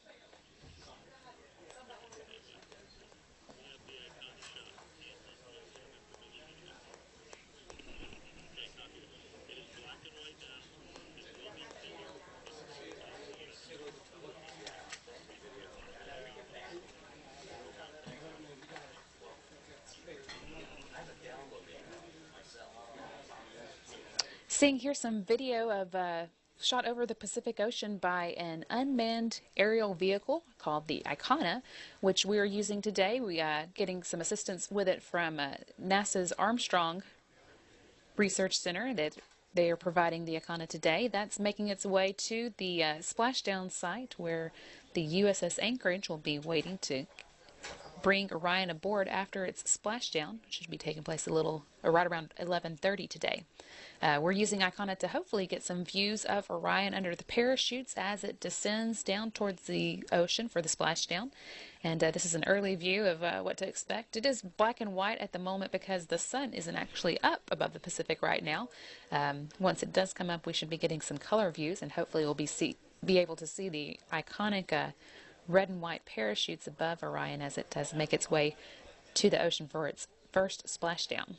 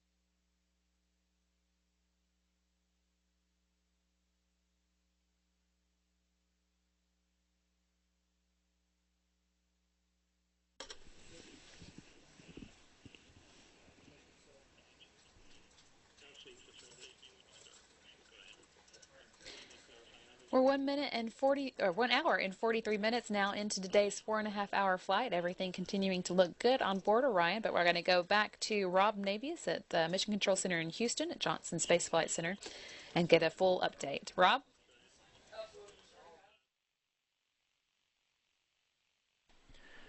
Thanks very much, Brandy. Back here in Mission Control in Houston, the flight operations team for Orion's maiden mission, led by Flight Director Mike Serafin, continues to watch over their console data. 1 hour 44 minutes since the fire-gulping launch of the Delta IV rocket that enabled Orion to begin its journey, which soon in less than 11 minutes, we'll begin a journey that will break it out of low Earth orbit to a peak altitude of some 3,630 statute miles above the Earth. We'll be returning in just a few minutes to Steve Agid, the United Launch Alliance telemetry engineer from Hangar AE at the Cape Canaveral Air Force Station, who will be providing all of the information about what is expected to be a 4-minute, 40-second burn of the upper stage of the Delta IV rocket, the restart, if you will, of that upper stage engine to enable Orion to climb even further into a highly elliptical orbit for a passage through the Van Allen radiation belt and out toward its peak altitude, setting the spacecraft up for its separation from the service module and a high-speed reentry back to Earth and a splashdown in the Pacific. You are currently looking at video from one of the 3 flight test cameras in Orion's crew cabin, if you will, as Orion passes out over the Gulf of Mexico, approaching the west coast of Florida. We are now 9.5 minutes away from the upper stage burn number 2. Everything is in great shape on board Orion. There are no systems issues being worked by the flight control team here in Houston, and that sets us up for an excellent opportunity for all of the activity that will take place in the final hour and a half of this mission, all of the critical activity that will lead to Orion's return to Earth and a splashdown some 600 miles west of Baja, California. We'll be keeping you posted on all of that as we go along. One of the Orion program milestones that has just been achieved was the dumping of all of the video in file form to the ground that is currently being processed, that included all of the signature shots for engineering data acquisition and also for our use here on NASA television, hopefully in the next hour to an hour and a half, of all of the critical milestone activities that took place in the Ascent phase of the mission, including the jettisoning of the launch abort system that occurred just seconds after the 3 fairing panels around the service module had been jettisoned, the first pair of program milestones for the Orion program following Orion's launch atop the Delta IV rocket at 6:05 a.m. Central, 7:05 a.m. Eastern Time.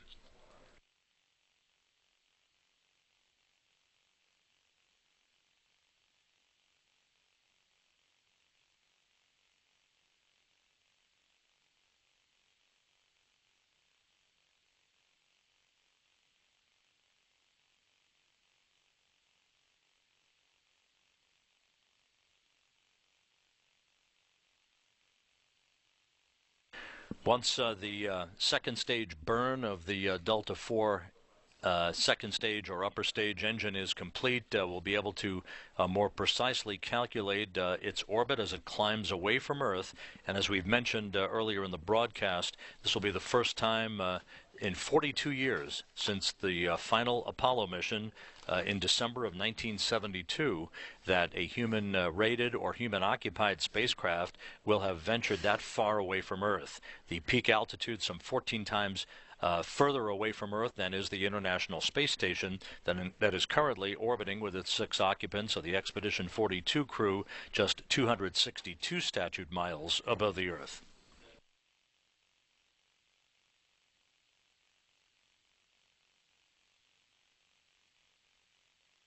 Here in the flight control room, as we continue to enjoy the views out of one of the windows in the Orion crew module, these flight test cameras are providing spectacular views as Orion is now traveling over the Caribbean at an altitude of 553 by 116 statute miles. The flight dynamics officer here in Mission Control has reported to Flight Director Mike Serafin that everything is in readiness for the restart of the upper stage engine on the Delta IV rocket. That is expected to fire for 4 minutes and 40 seconds. Countdown clocks here ticking backward toward the ignition of that upper stage for the second and final time just 6 minutes from now.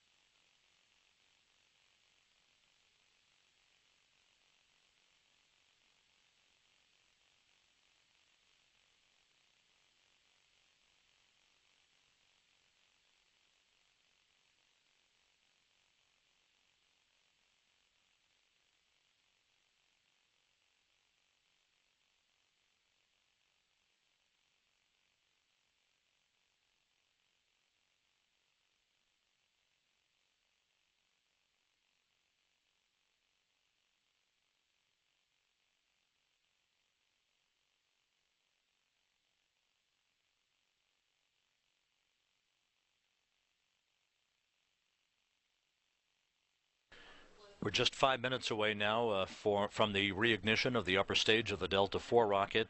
Once it completes its burn, which again will be about 4 minutes and 40 seconds in duration, Orion will begin and reinitiate a barbecue roll, a very, very slow rotational roll around its axis to maintain even thermal heating as it passes through the Van Allen radiation belt for the first time, heading toward its peak altitude of more than 3,600 miles away from Earth.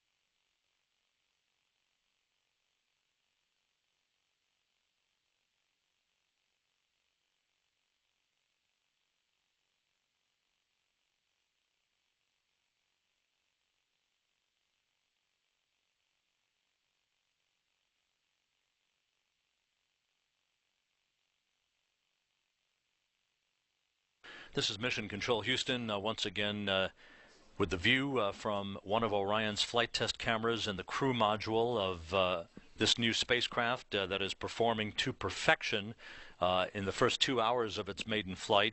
We are coming up on the 2.5-minute mark before the reignition of the upper stage engine on the Delta IV that will enable Orion to break out of low Earth orbit and head to a point more than 3,600 miles above the Earth on its second and final orbit of the Earth, a highly elliptical orbit that will set Orion up for its high-speed entry back into Earth and a parachute-assisted splashdown in the Pacific west of Baja California.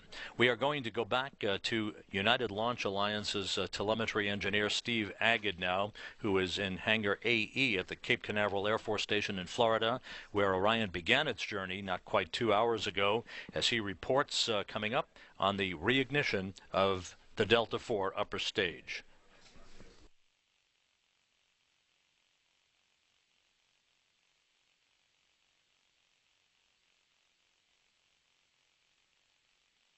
This is Delta Flight Commentary at 1 hour, 53 minutes, 21 seconds into the flight. Now 2 minutes remain until the start of the second burn of the second stage.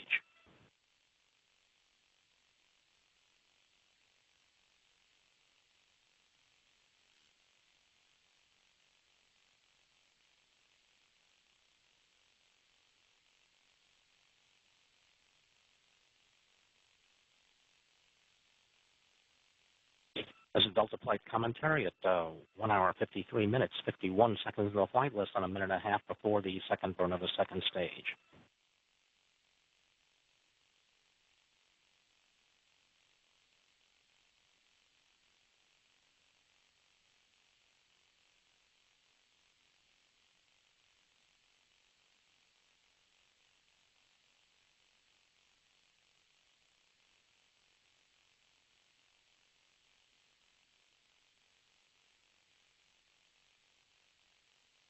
This is Delta Flight Commentary at 1 hour, 54 minutes, 25 seconds. Less than 1 minute remains until the start of the second burn.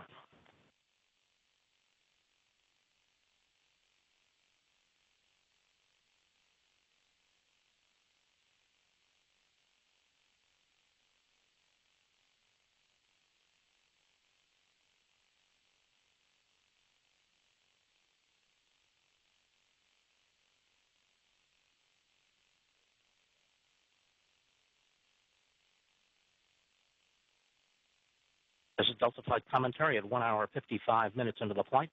Standing by for our second burn about 15 seconds from now.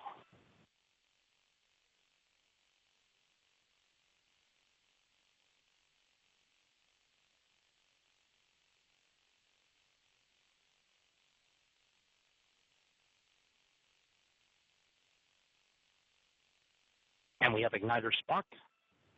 And we have ignition. Ignition on the second stage. Second stage chamber pressure is beginning to rise. Good chamber pressure in the second stage. This second burn of the second stage has to last 4 minutes 42 seconds. Chamber pressure is stable. Engine control is good. 1 minute 55 seconds. Correction, 1 hour 55 minutes 53 seconds into the flight.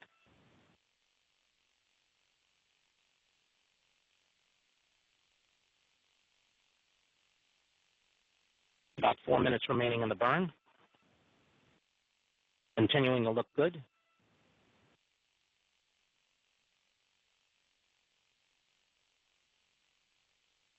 Chamber pressure is holding right where we want them to be. Good engine control.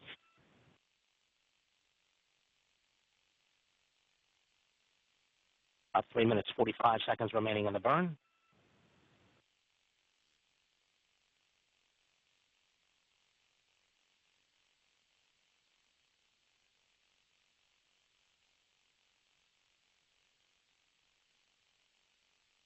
Still looking good.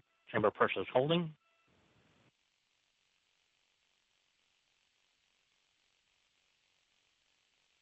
Good engine control. Very stable burn.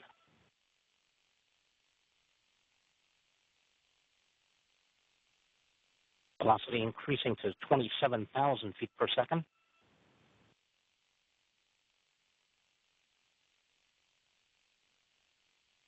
One hour, 57 minutes, 10 seconds into the flight.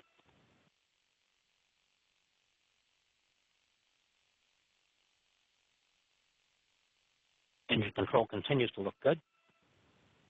Chamber pressure continuing to look good. Good control.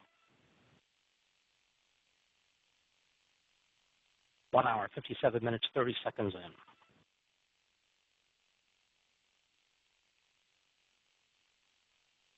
About 2.5 minutes remain on the burn.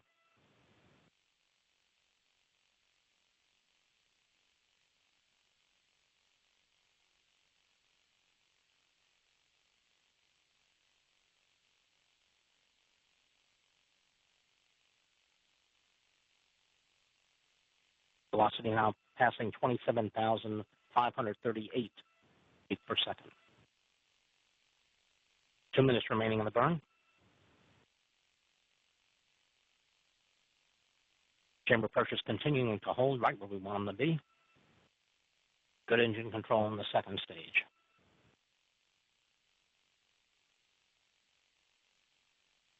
Velocity now increasing to 27,723 feet per second.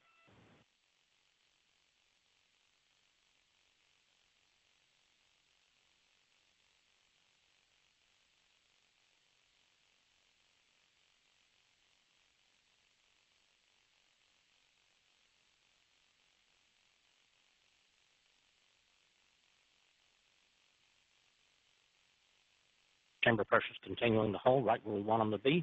Good engine control. Velocity increasing to 27,956 feet per second.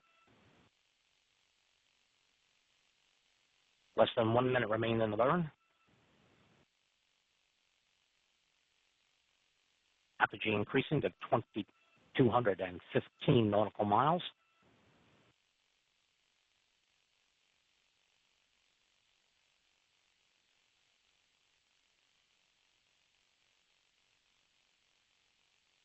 All continuing to go well. Chamber pressure continues to hold. Good burn, very stable. Very good engine control.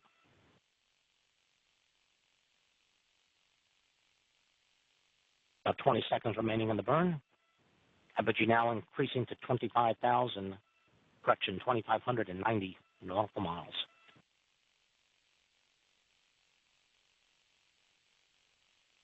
Standing by for SECO 2.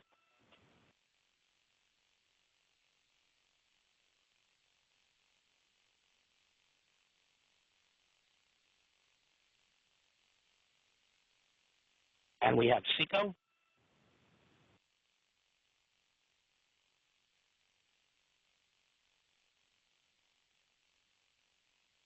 Beam is locked.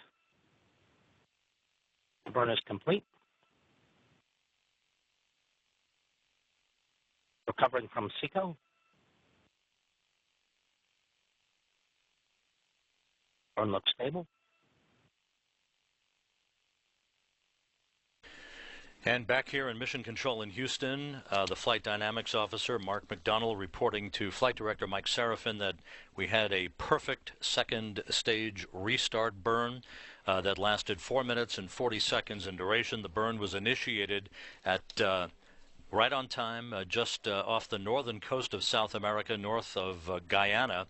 And now Orion is beginning to climb away from Earth, heading for a peak altitude that will result in it arriving at about 3,630 miles away from the planet at its peak altitude opportunity, just about an hour from now.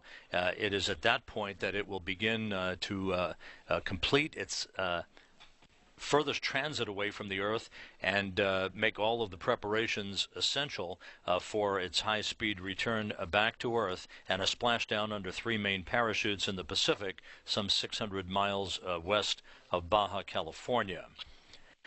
The current altitude of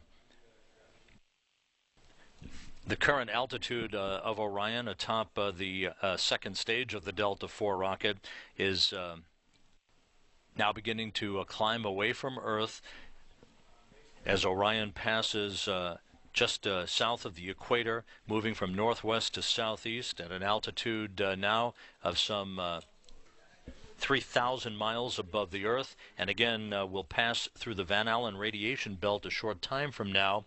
Its flight test cameras are going to be powered down for this first transit of 2 planned for passing through the radiation belts of the Van Allen radiation region.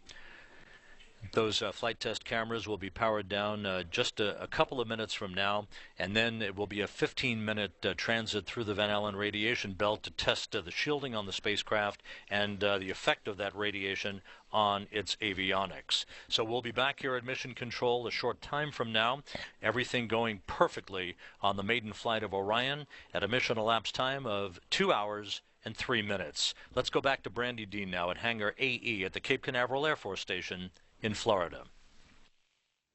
Thanks, Rob. And we're back now in the Mission Director Center in Florida, and I have with me here Bobby Gale Swan, who is the the project manager for RadWorks, Advanced Radiation Technologies.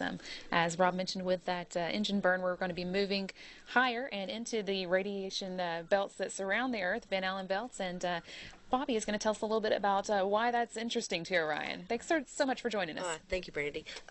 One of the reasons why it's exciting is because as we go through the Van Allen belts, we have on board EFT-1, the battery-operated independent radiation detector.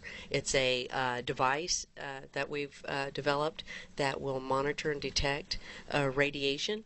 And why we want to monitor the radiation outside the belts is because as we go outside the geomagnetic fields and the protection that it gives us from radiation, we're going to be seeing a greater exposure. And so we want to capture that data. And once we get it, what we'll do is when we splash down, we'll go pick up the bird. And the bird is, you gave the acronym. But I'm sorry. No, you said it. Battery-operated independent radiation detector, okay. The bird.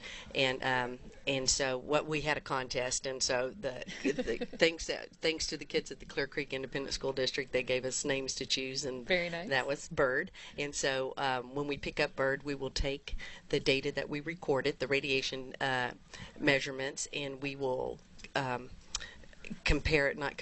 couple it with the mission telemetry, and then we'll be able to say where and how much radiation we encountered in this journey. Okay, so why are we worried about radiation? What can it do? Because one of the things is that we're worried about. We would like to have these measurements to better understand the exposure that the crew members will get to radiation. Okay. And so that's the main thing, is we want to be able to better define and understand this environment so that we know what we can do to try to mitigate the radiation from harming the crew. Sure, and I think you're also testing the same way on International Space Station, right? Yes, we actually, the sensor that is making up the bird instrument, we've developed it with our partnership with the University of Houston, and they have access to this sensor, this new technology that was developed out of CERN. CERN, Okay. the Super Collider folks. And so we actually have packaged that in a thumb drive and have 6 of the active radiation monitors deployed on space station right now detecting radiation. So we were able to test out the technology there, and now we have it packaged as a self-contained instrument that's flying on EFT-1, and then we are also working on a version that we will fly with EM1 and EM2. So we're really excited with this technology. Well, I guess, you know, the International Space Station, we know a lot about the radiation environment Yes, there, but it's very different than what we're experiencing here, right? Yeah, absolutely. We're seeing we should see a greater amount of radiation as we go through the belts. And that's just because we're getting farther away from Earth? Absolutely. All right. That's well, the name of the game. I think in the future we'll go even farther, and there's some other concerns. And I know there's a challenge going on right now that people can get involved in, right? Yes. As you go outside the belts and stuff, you're going to encounter galactic cosmic rays.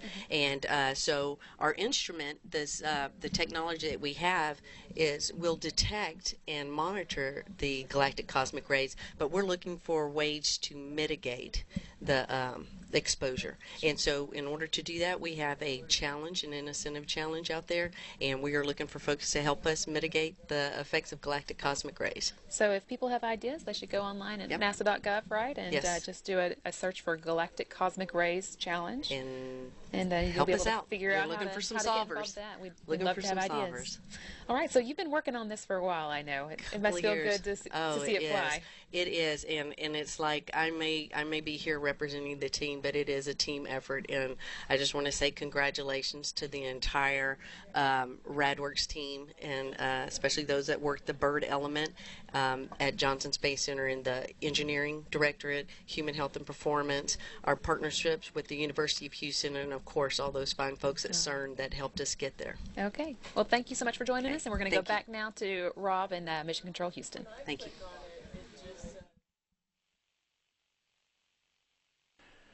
Thanks, Brandy. Here in the flight control room, everything is going swimmingly as Mike Serafin and his team of flight controllers continue to watch over all of the data from Orion, which is functioning to near perfection at this point, 2 hours and 8 minutes into its flight since its launch atop the Delta IV Heavy rocket from the Cape Canaveral Air Force Station. As you can see, Orion is currently climbing away from low Earth orbit, currently at an altitude of 780 miles above the Earth, heading for an apogee of some 3,630 miles away from the Earth. This grainy view out of one of the windows through the flight test cameras on Orion. Those flight test cameras are going to be powered down just a few minutes from now as Orion passes through the Van Allen radiation belt for the first of 2 such transits. This will be about 15 minutes going through the highest peak moment of radiation for the spacecraft as its shielding, its avionics, its computers are exposed for the first time to the harsh effects of radiation to see how well Orion can withstand all of that. That will be critical, of course, to deep space and interplanetary travel for this spacecraft in the future. Meanwhile, splashdown preparations are underway out on the Pacific Ocean, with splashdown expected 2 hours and 15 minutes from now. The unpiloted airborne vehicle, the Icana, was dispatched very early this morning from the Armstrong Flight Research Center at Edwards, California. It is en route to the splashdown zone, which is expected to be about 600 miles to the west of Baja, California. Again, the flight dynamics officer will be getting us more precise data from the guidance systems on board Orion and its global positioning system hardware that will be kicked into action, particularly at the point that we begin the return trip back to Earth following the arrival at peak altitude 3 hours into the mission at 9:05 a.m. Central Time.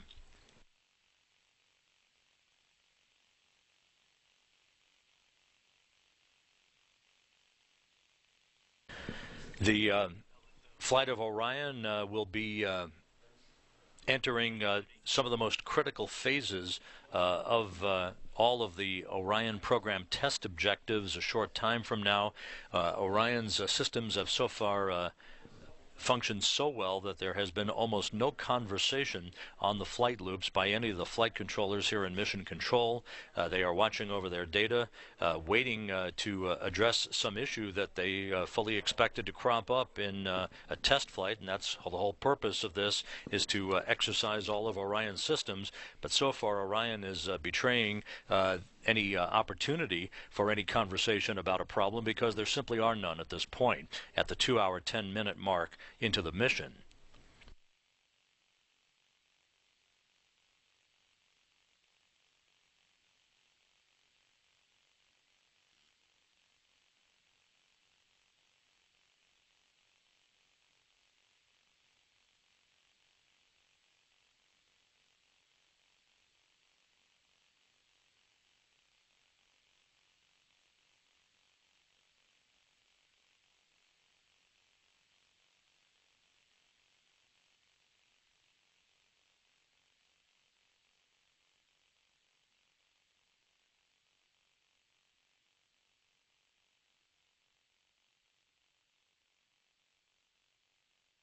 So as Orion prepares to enter its first of two passages through the Van Allen radiation belt, flight test cameras being powered down in support of that initial activity as the radiation effects will be tested on the vehicle. We're going to go back now to Brandy Dean at the Cape Canaveral Air Force Station, Hangar AE, for the latest in activities that are taking place there. Brandy?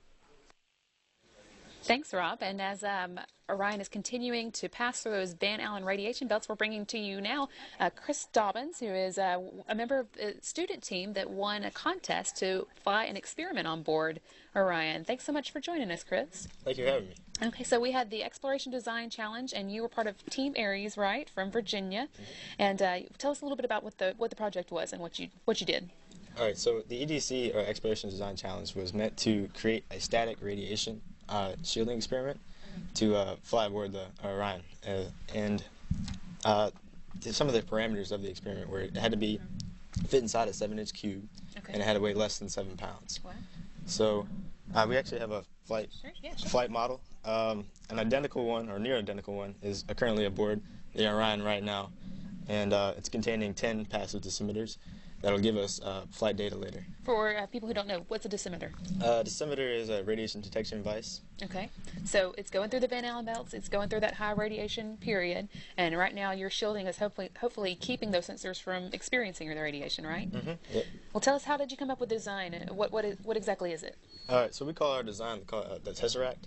Tesseract, okay. Yeah, it's based off the four-dimensional shape called the Tesseract. And so what it includes is an outer layer of aluminum, and then working its way to a zinc layer, then a titanium layer, then another thicker aluminum layer, and then eventually a polyethylene core. It takes up most of the mass of this particular cube.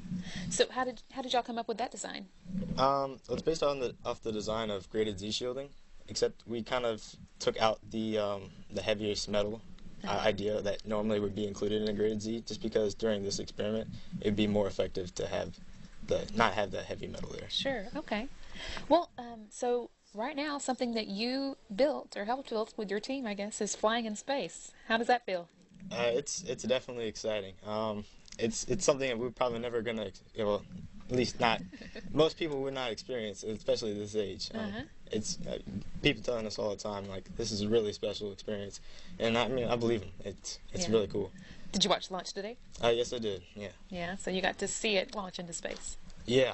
That was definitely exciting. All right. So tell us a little bit about did this lead you to consider a career in something similar, engineering or science?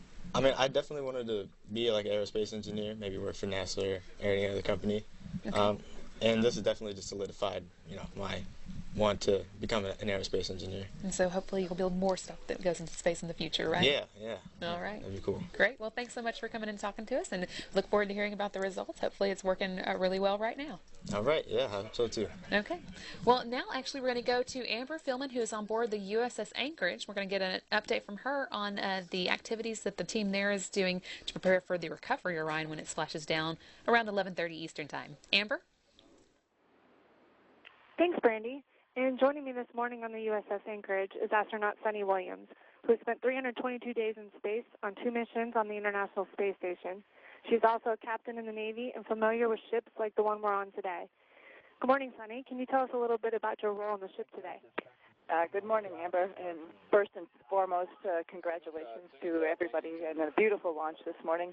It was awesome to see it a little bit slower on our little bit slower TV out here, but it was great to see the launch and great to hear all the words that Orion is operating perfectly in space. Yeah, it's neat to be out here as an astronaut who's actually come back in a capsule as well as the shuttle. And I think our role out here is really to observe, understand, and hopefully assist a little bit in the recovery operations and think about the future and how we're going to actually do this with people inside before too long.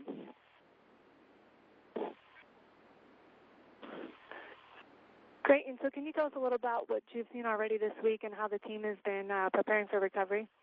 Sure. I was just actually down in the well deck and on the flight deck saying hello to all my friends who are getting ready to get out there and recover the capsule when it comes into the ocean before too long. So I got to know them all this past week. We've had a couple astronauts out here in this year-long preparation for this recovery. But this week I've got to know them all and got to see all the operations that they're going to get to do. And it's been pretty well rehearsed. Like I said, there's been a couple more earlier this year to fine-tune and understand all the little details of actually doing an at-sea recovery. It's been a long time since we've done that, and so there's been a lot of preparations, a lot of fine-tuning, a lot of trying to figure out all the ins and outs of the recovery. So our guys, I think, are all ready on both the well deck, the flight deck, and everybody's ready to observe and watch the capsule come down. Yeah, things are starting to pick up around here, and it's getting exciting. And last but not least, what do you think it will be like to fly on Orion and go deep into space? Well, you know, part of the reason we're doing this is to test all the external components of Orion, particularly the heat shield. And we need to do that to make sure that when we get inside, we'll be safely recovering back to the Earth. So that's always a very important part, and I think the first part that all of us think about is actually returning. So what that means is if that all goes well, I think there'll be a lot of us ready, signed up to go a little bit further on the Orion capsule. So looking forward to that in a couple of years. Great. Thanks so much for joining me this morning, Sunny. The recovery team has conducted their final pre-test briefing and is making final preparations for recovery of the Orion crew module, parachutes, and forward bay cover. The rigid hull inflatable boats with the U.S. Navy divers are currently being deployed, and the team is waiting for the go-ahead to move a little closer to the splashdown location.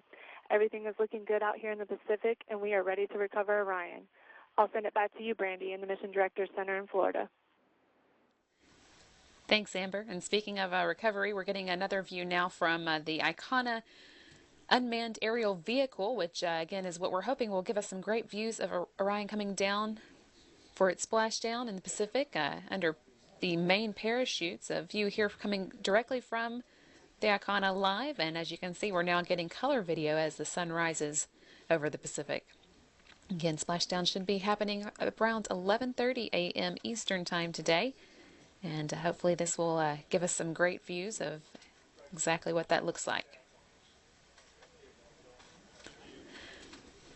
From here, we're going to take a look at some of the preparations that went into the recovery team and USS Anchorage getting ready for its job recovering Orion, coming up next here on NASA Television.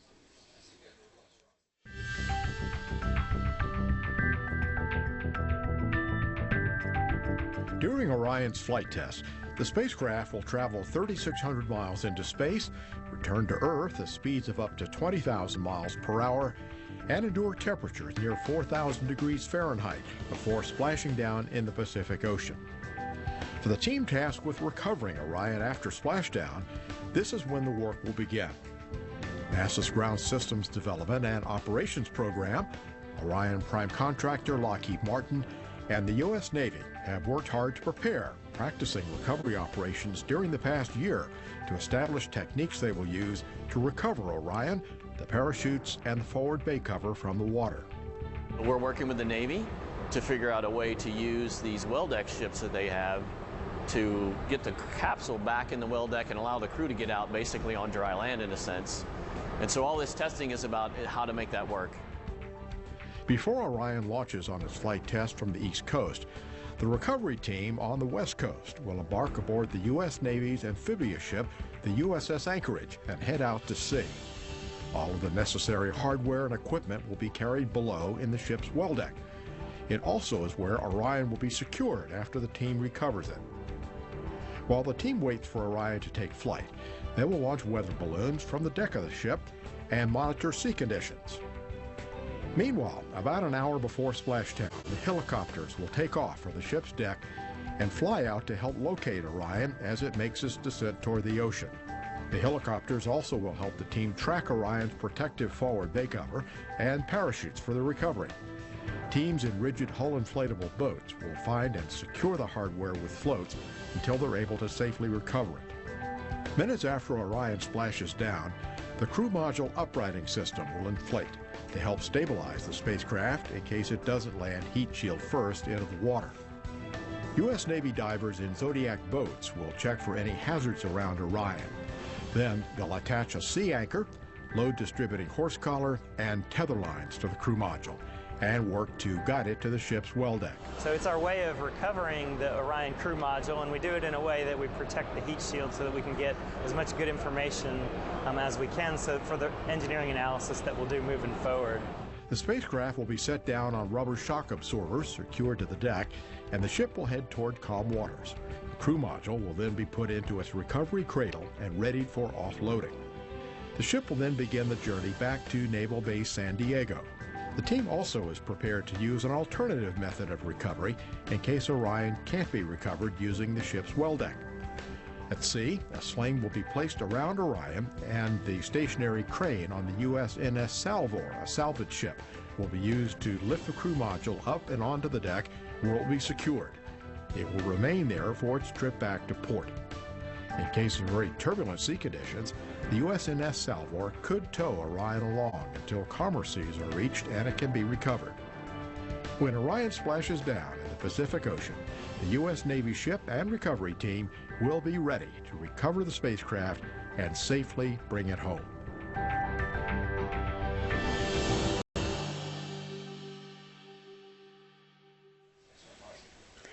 Back with a view from the Icona again, looking at the great sunrise over the Pacific Ocean. Icona is currently about 200 miles off the Baja Peninsula, making its way towards the recovery zone. Still about an hour out from there, but should be arriving in plenty of time to hopefully get to some great views of Orion coming down under its main parachutes. Obviously getting some great views now, and hopefully we can beat that at 11:30 when Orion splashes down.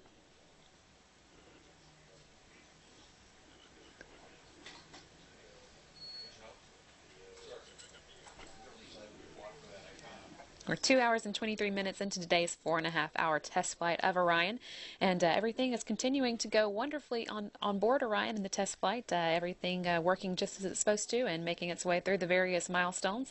We've already performed the engine firing from the Delta IV Heavy upper stage that is sending Orion to its high altitude, 3,600 miles above the Earth. That's going to set us up for a really high-speed re-entry, which will generate lots of heat on its heat shield. So lots of interesting stuff coming up to see here on NASA TV as we move through the milestones in today's flight. But, of course, all of this is a critical step in NASA's journey to Mars, testing all these components of Orion, making sure that we'll be able to safely put astronauts on board in the future is what this flight test is all about. It's only part of the puzzle, though. Other parts include the massive new space launch system that NASA's building to send Orion into deep space, and, of course, the ground systems here in Florida at Kennedy Space Center as part of the Ground Systems and Development Operations Program, building the launch port that will get both the Space Launch System and Orion into space in the future. We're going to see more about that and the plans for all three of those programs coming up next here on NASA TV and Exploring Beyond.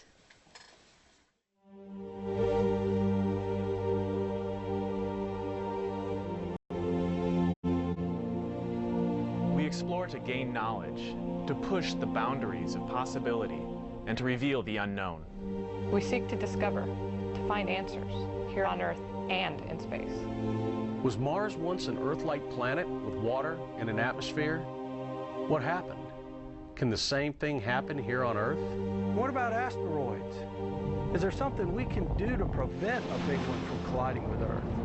we can go to Mars in our lifetime and answer some of humanity's fundamental questions about life beyond Earth. Robots are doing great work exploring our solar system, but eventually, we want to be able to put a person on the ground.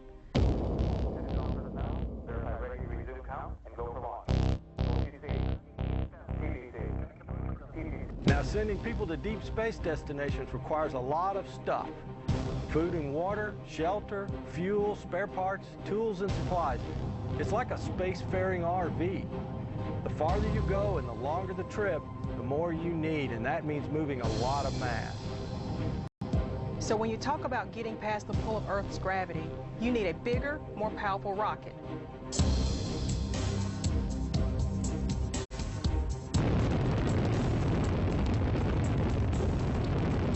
The Space Launch System is an all-new heavy-lift rocket that uses a combination of proven hardware and technology to make it more affordable.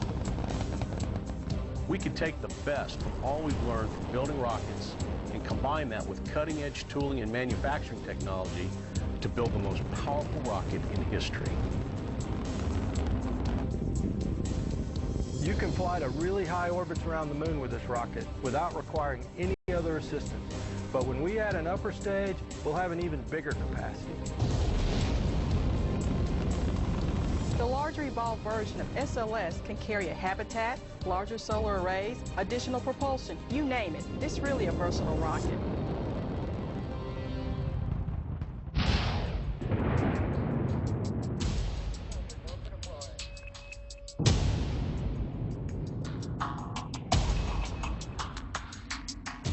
To get the astronauts beyond low Earth orbit, we need a new crew vehicle, Orion. The Orion spacecraft is a conical shape, like Apollo was. But it's actually larger than Apollo, and is capable of taking people farther into space than ever before. It can protect a crew of 4 for up to 21 days, and carry food, air, water, supplies, all the things the crew will need. Orion is the most advanced and versatile spacecraft ever made. It uses state-of-the-art technology, materials, and design processes based on more than 50 years of research and technology development. Flight crew, close and lock your visors. Initiate O2 flow. The first crewed flight of Orion and the Space Launch System will be a flight around the moon during Exploration Mission 2. A crew of astronauts will launch on SLS, fly several orbits around the Earth, then perform a translunar injection, which will send them on a path from Earth orbit towards the moon.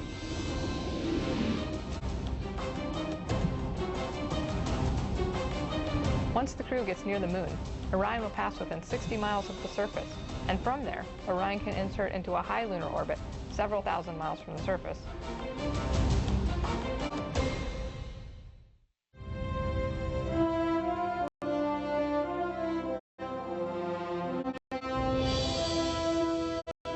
The tools, the knowledge, and the experience that we have at our disposal today come from nearly 50 years of space exploration and ultimately benefit lives here on Earth. Who knows what will come out of the scientific knowledge, discovery, and economic opportunities that result from deep space exploration? We've just hit the tip of the iceberg in terms of human exploration. Now we need to explore deep space. To me, that's the goal, to expand humanity's presence beyond the Earth. Exploring beyond has a deeper purpose, and it is a bolder mission than anything we've ever done before. I believe that people still look to NASA and the United States for leadership in space. It takes courage and resolve and commitment. And when we leave Earth to explore our solar system, it will not be as any one nation or culture, but as citizens of Earth for all of humanity.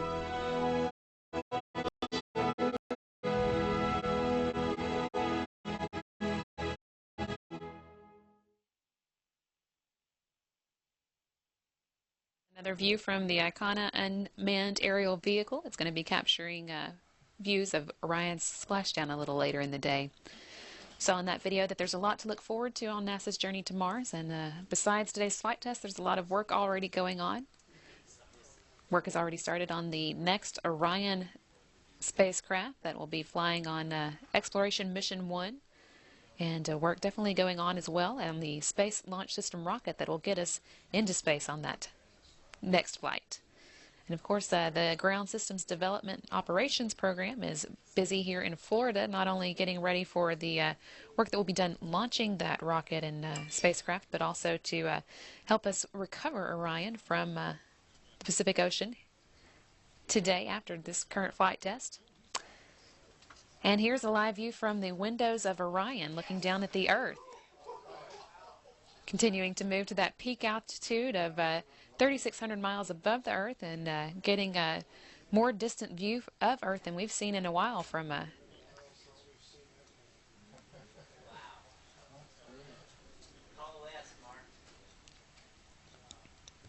Orion's continuing to move upward to that 3,600 altitude mark and should be there in about half an hour. As we do get farther away from the Earth, that view of it will continue to shrink, and we'll hope to continue showing it to you regularly here. Although Orion will be doing some maneuvers that will bring it in and out of view, but we'll hope to get a good look at it from 3,600 miles away. That should show us a full view of the Earth from the Orion window. Back now in the Mission Director's Center here in Florida, where the mission management team is continuing to monitor the Orion systems. Everything continuing to look good, though. They haven't had a lot to do. They did just clap when we got that view of Earth, so they're excited to have Orion in space today and happy not to have any issues to work at the moment.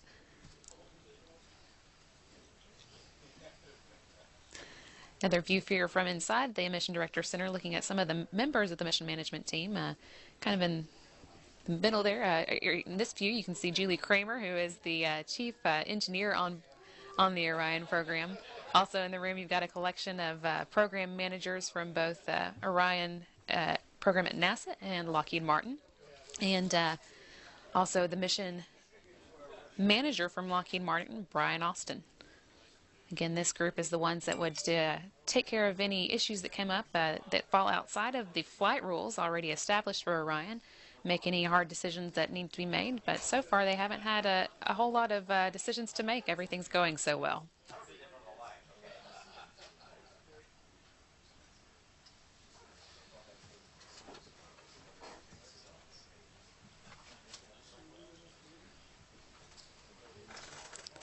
Sun continuing to rise over the Pacific Ocean, and that kind of making its way towards the splashdown zone where the USS Anchorage is standing by, ready to pull Orion into its well deck after it does splash down.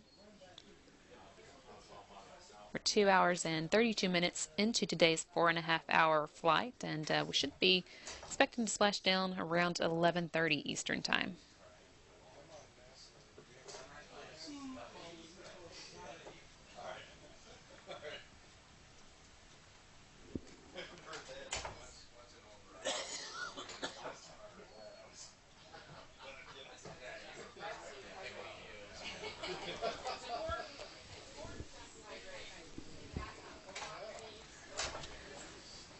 As Orion does continue to move up to that extreme altitude, 3,600 miles, let's go back to Mission Control Houston and Public Affairs Officer Rob Navius for another update on how Orion systems are looking. Rob?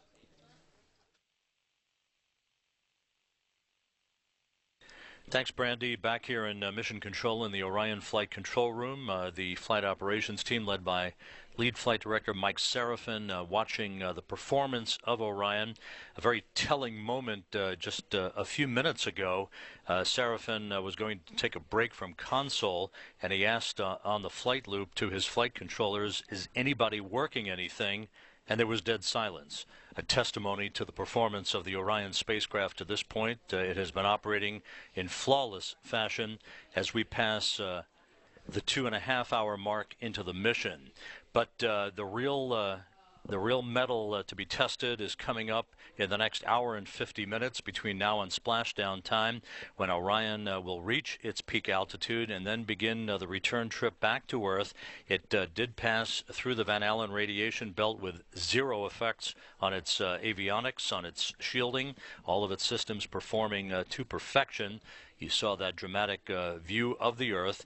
Orion is currently at an altitude of 2,744 statute miles above the Earth, with about 900 miles yet to climb to reach its peak altitude. In the meantime, the propulsion officer here in Mission Control is preparing for the activation of the reaction control system on Orion that will be utilized to maintain its correct orientation during its high-speed return back to its splashdown in the Pacific Ocean. The flight dynamics officer here in Mission Control is also working to begin to calculate a precise splashdown target in terms of latitude and longitude with the guidance system, as well as the GPS system on board Orion coming into full agreement on the trajectory of the spacecraft as it continues to ride uphill on top of the service module and the upper stage of the Delta IV rocket that launched Orion just over 2 hours and 35 minutes ago at 6:05 a.m. Central Time, 7:05 a.m. Eastern Time.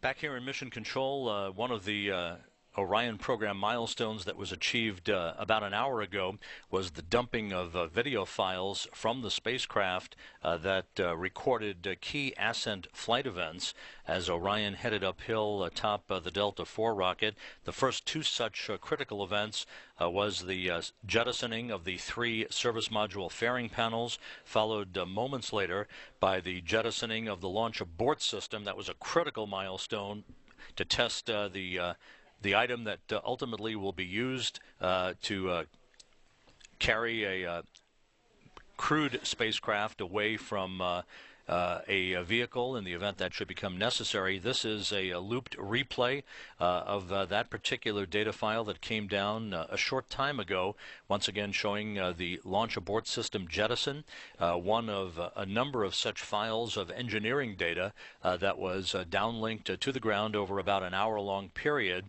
from the 55-minute mark into the flight till about the 1 hour 55-minute mark just before the upper stage engine on the Delta IV rocket ignited for its second and final time to send Orion towards its ultimate altitude. We are now about to pass the 3,000-mile mark in statute miles above the Earth as Orion continues to climb toward peak altitude that should be reached at about 9:05 a.m. Central Time.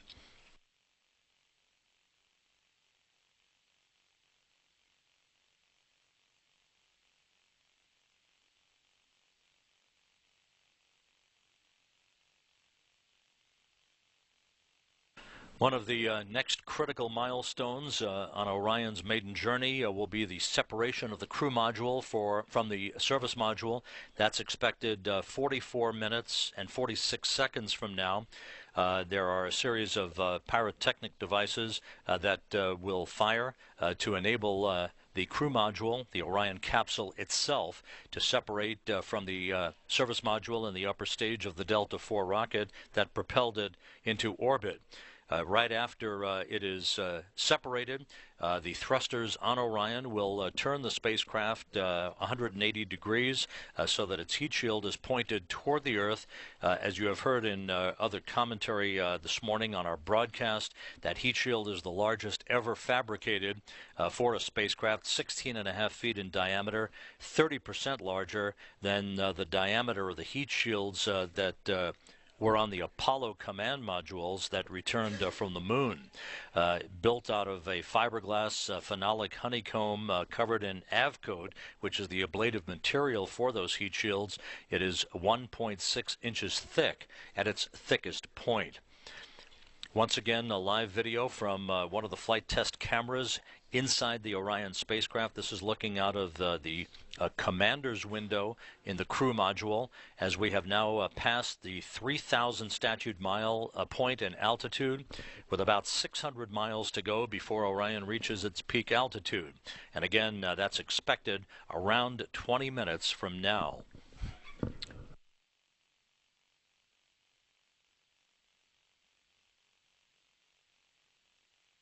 Orion is currently orbiting at an altitude of 3,053 miles above the Earth, moving across the southern Indian Ocean, about to begin its home stretch back to Earth, with splashdown expected an hour and 43 minutes from now.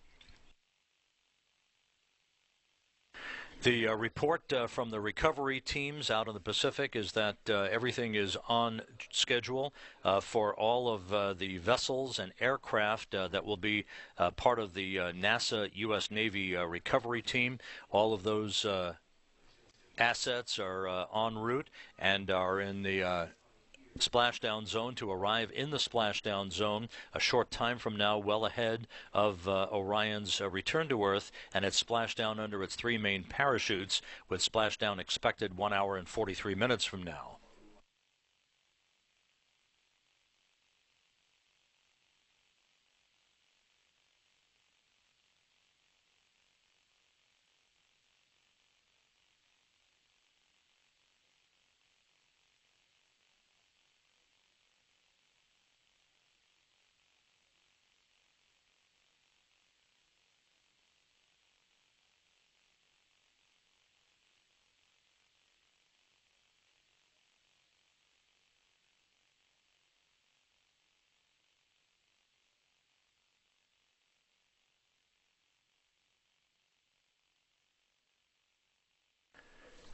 Flight Director Mike Serafin has been told by his propulsion officer that we have completed the activation of the reaction control system thrusters on Orion.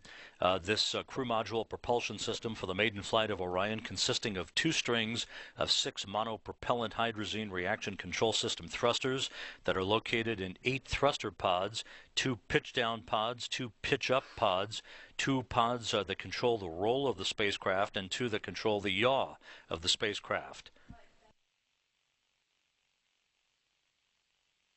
So the thrusters are up and running, in good shape, ready to support the controllability of Orion as it makes its way through the Earth's atmosphere.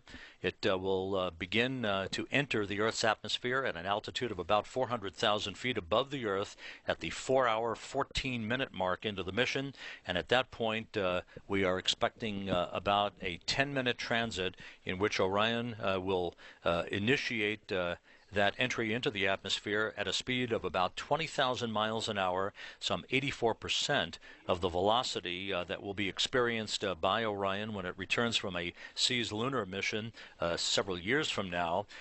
In just 10 minutes, its series of parachutes will slow Orion down from that breathtaking speed of 20,000 miles an hour to a gentler speed of about 20 miles an hour as it hits the water under its 3 main parachutes.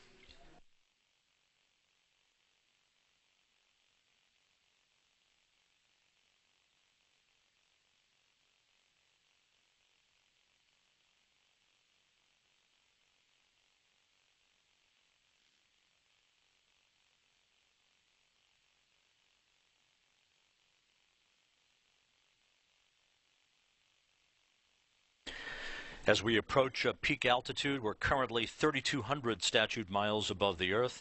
There is another fabulous view of our planet from one of the flight test cameras in the crew module of the spacecraft. Orion is currently orbiting at that altitude, about to begin a southwest to northeasterly track that will carry it across the west coast of Australia a short time from now.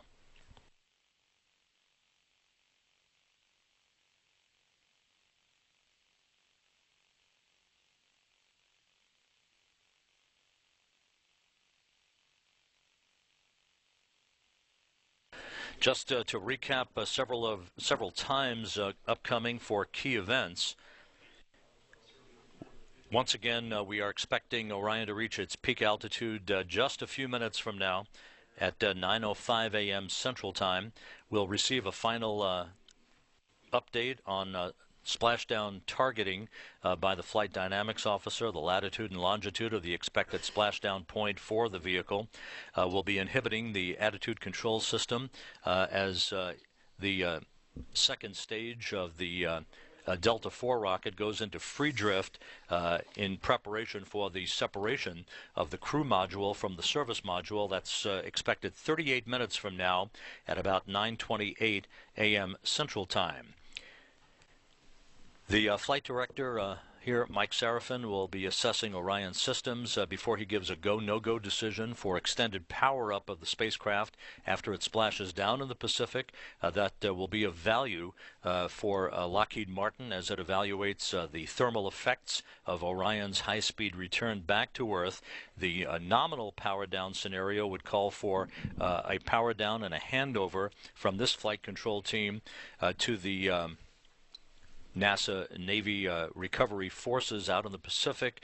That normally would occur about 15 minutes after splashdown, but the latest plan, if Orion systems can support it, would call for that power down to occur about an hour after splashdown, at which point the flight control team here in Houston would hand over to the recovery team out in the Pacific, and the job by this team of flight controllers will be done for the day.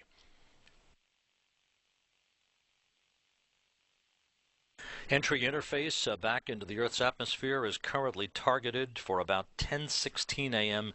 Central Time. That will occur at a point at which Orion will be 400,000 feet above the Earth's atmosphere, traveling at 19,000 miles an hour, with about 831 miles to go before it reaches its splashdown site.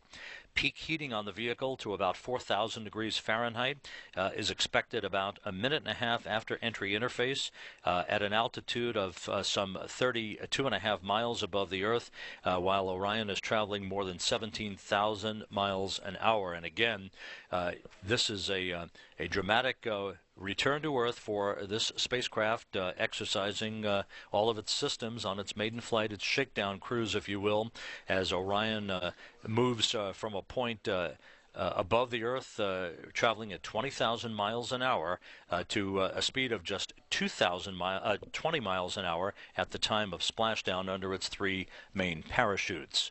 We are 2 hours 48 minutes into the flight of Orion on its maiden mission, 1 hour 36 minutes to go before its splashdown in the Pacific.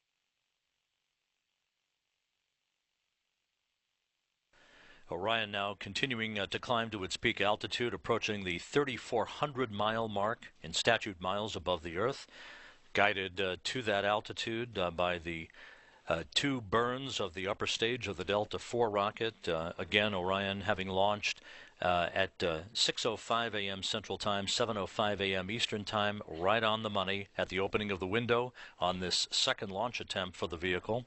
That was 2 hours and 50 minutes ago. The first burn of the upper stage was about 11 minutes and 35 seconds in duration. That brought Orion to its initial elliptical orbit above the Earth for its first lap around the planet.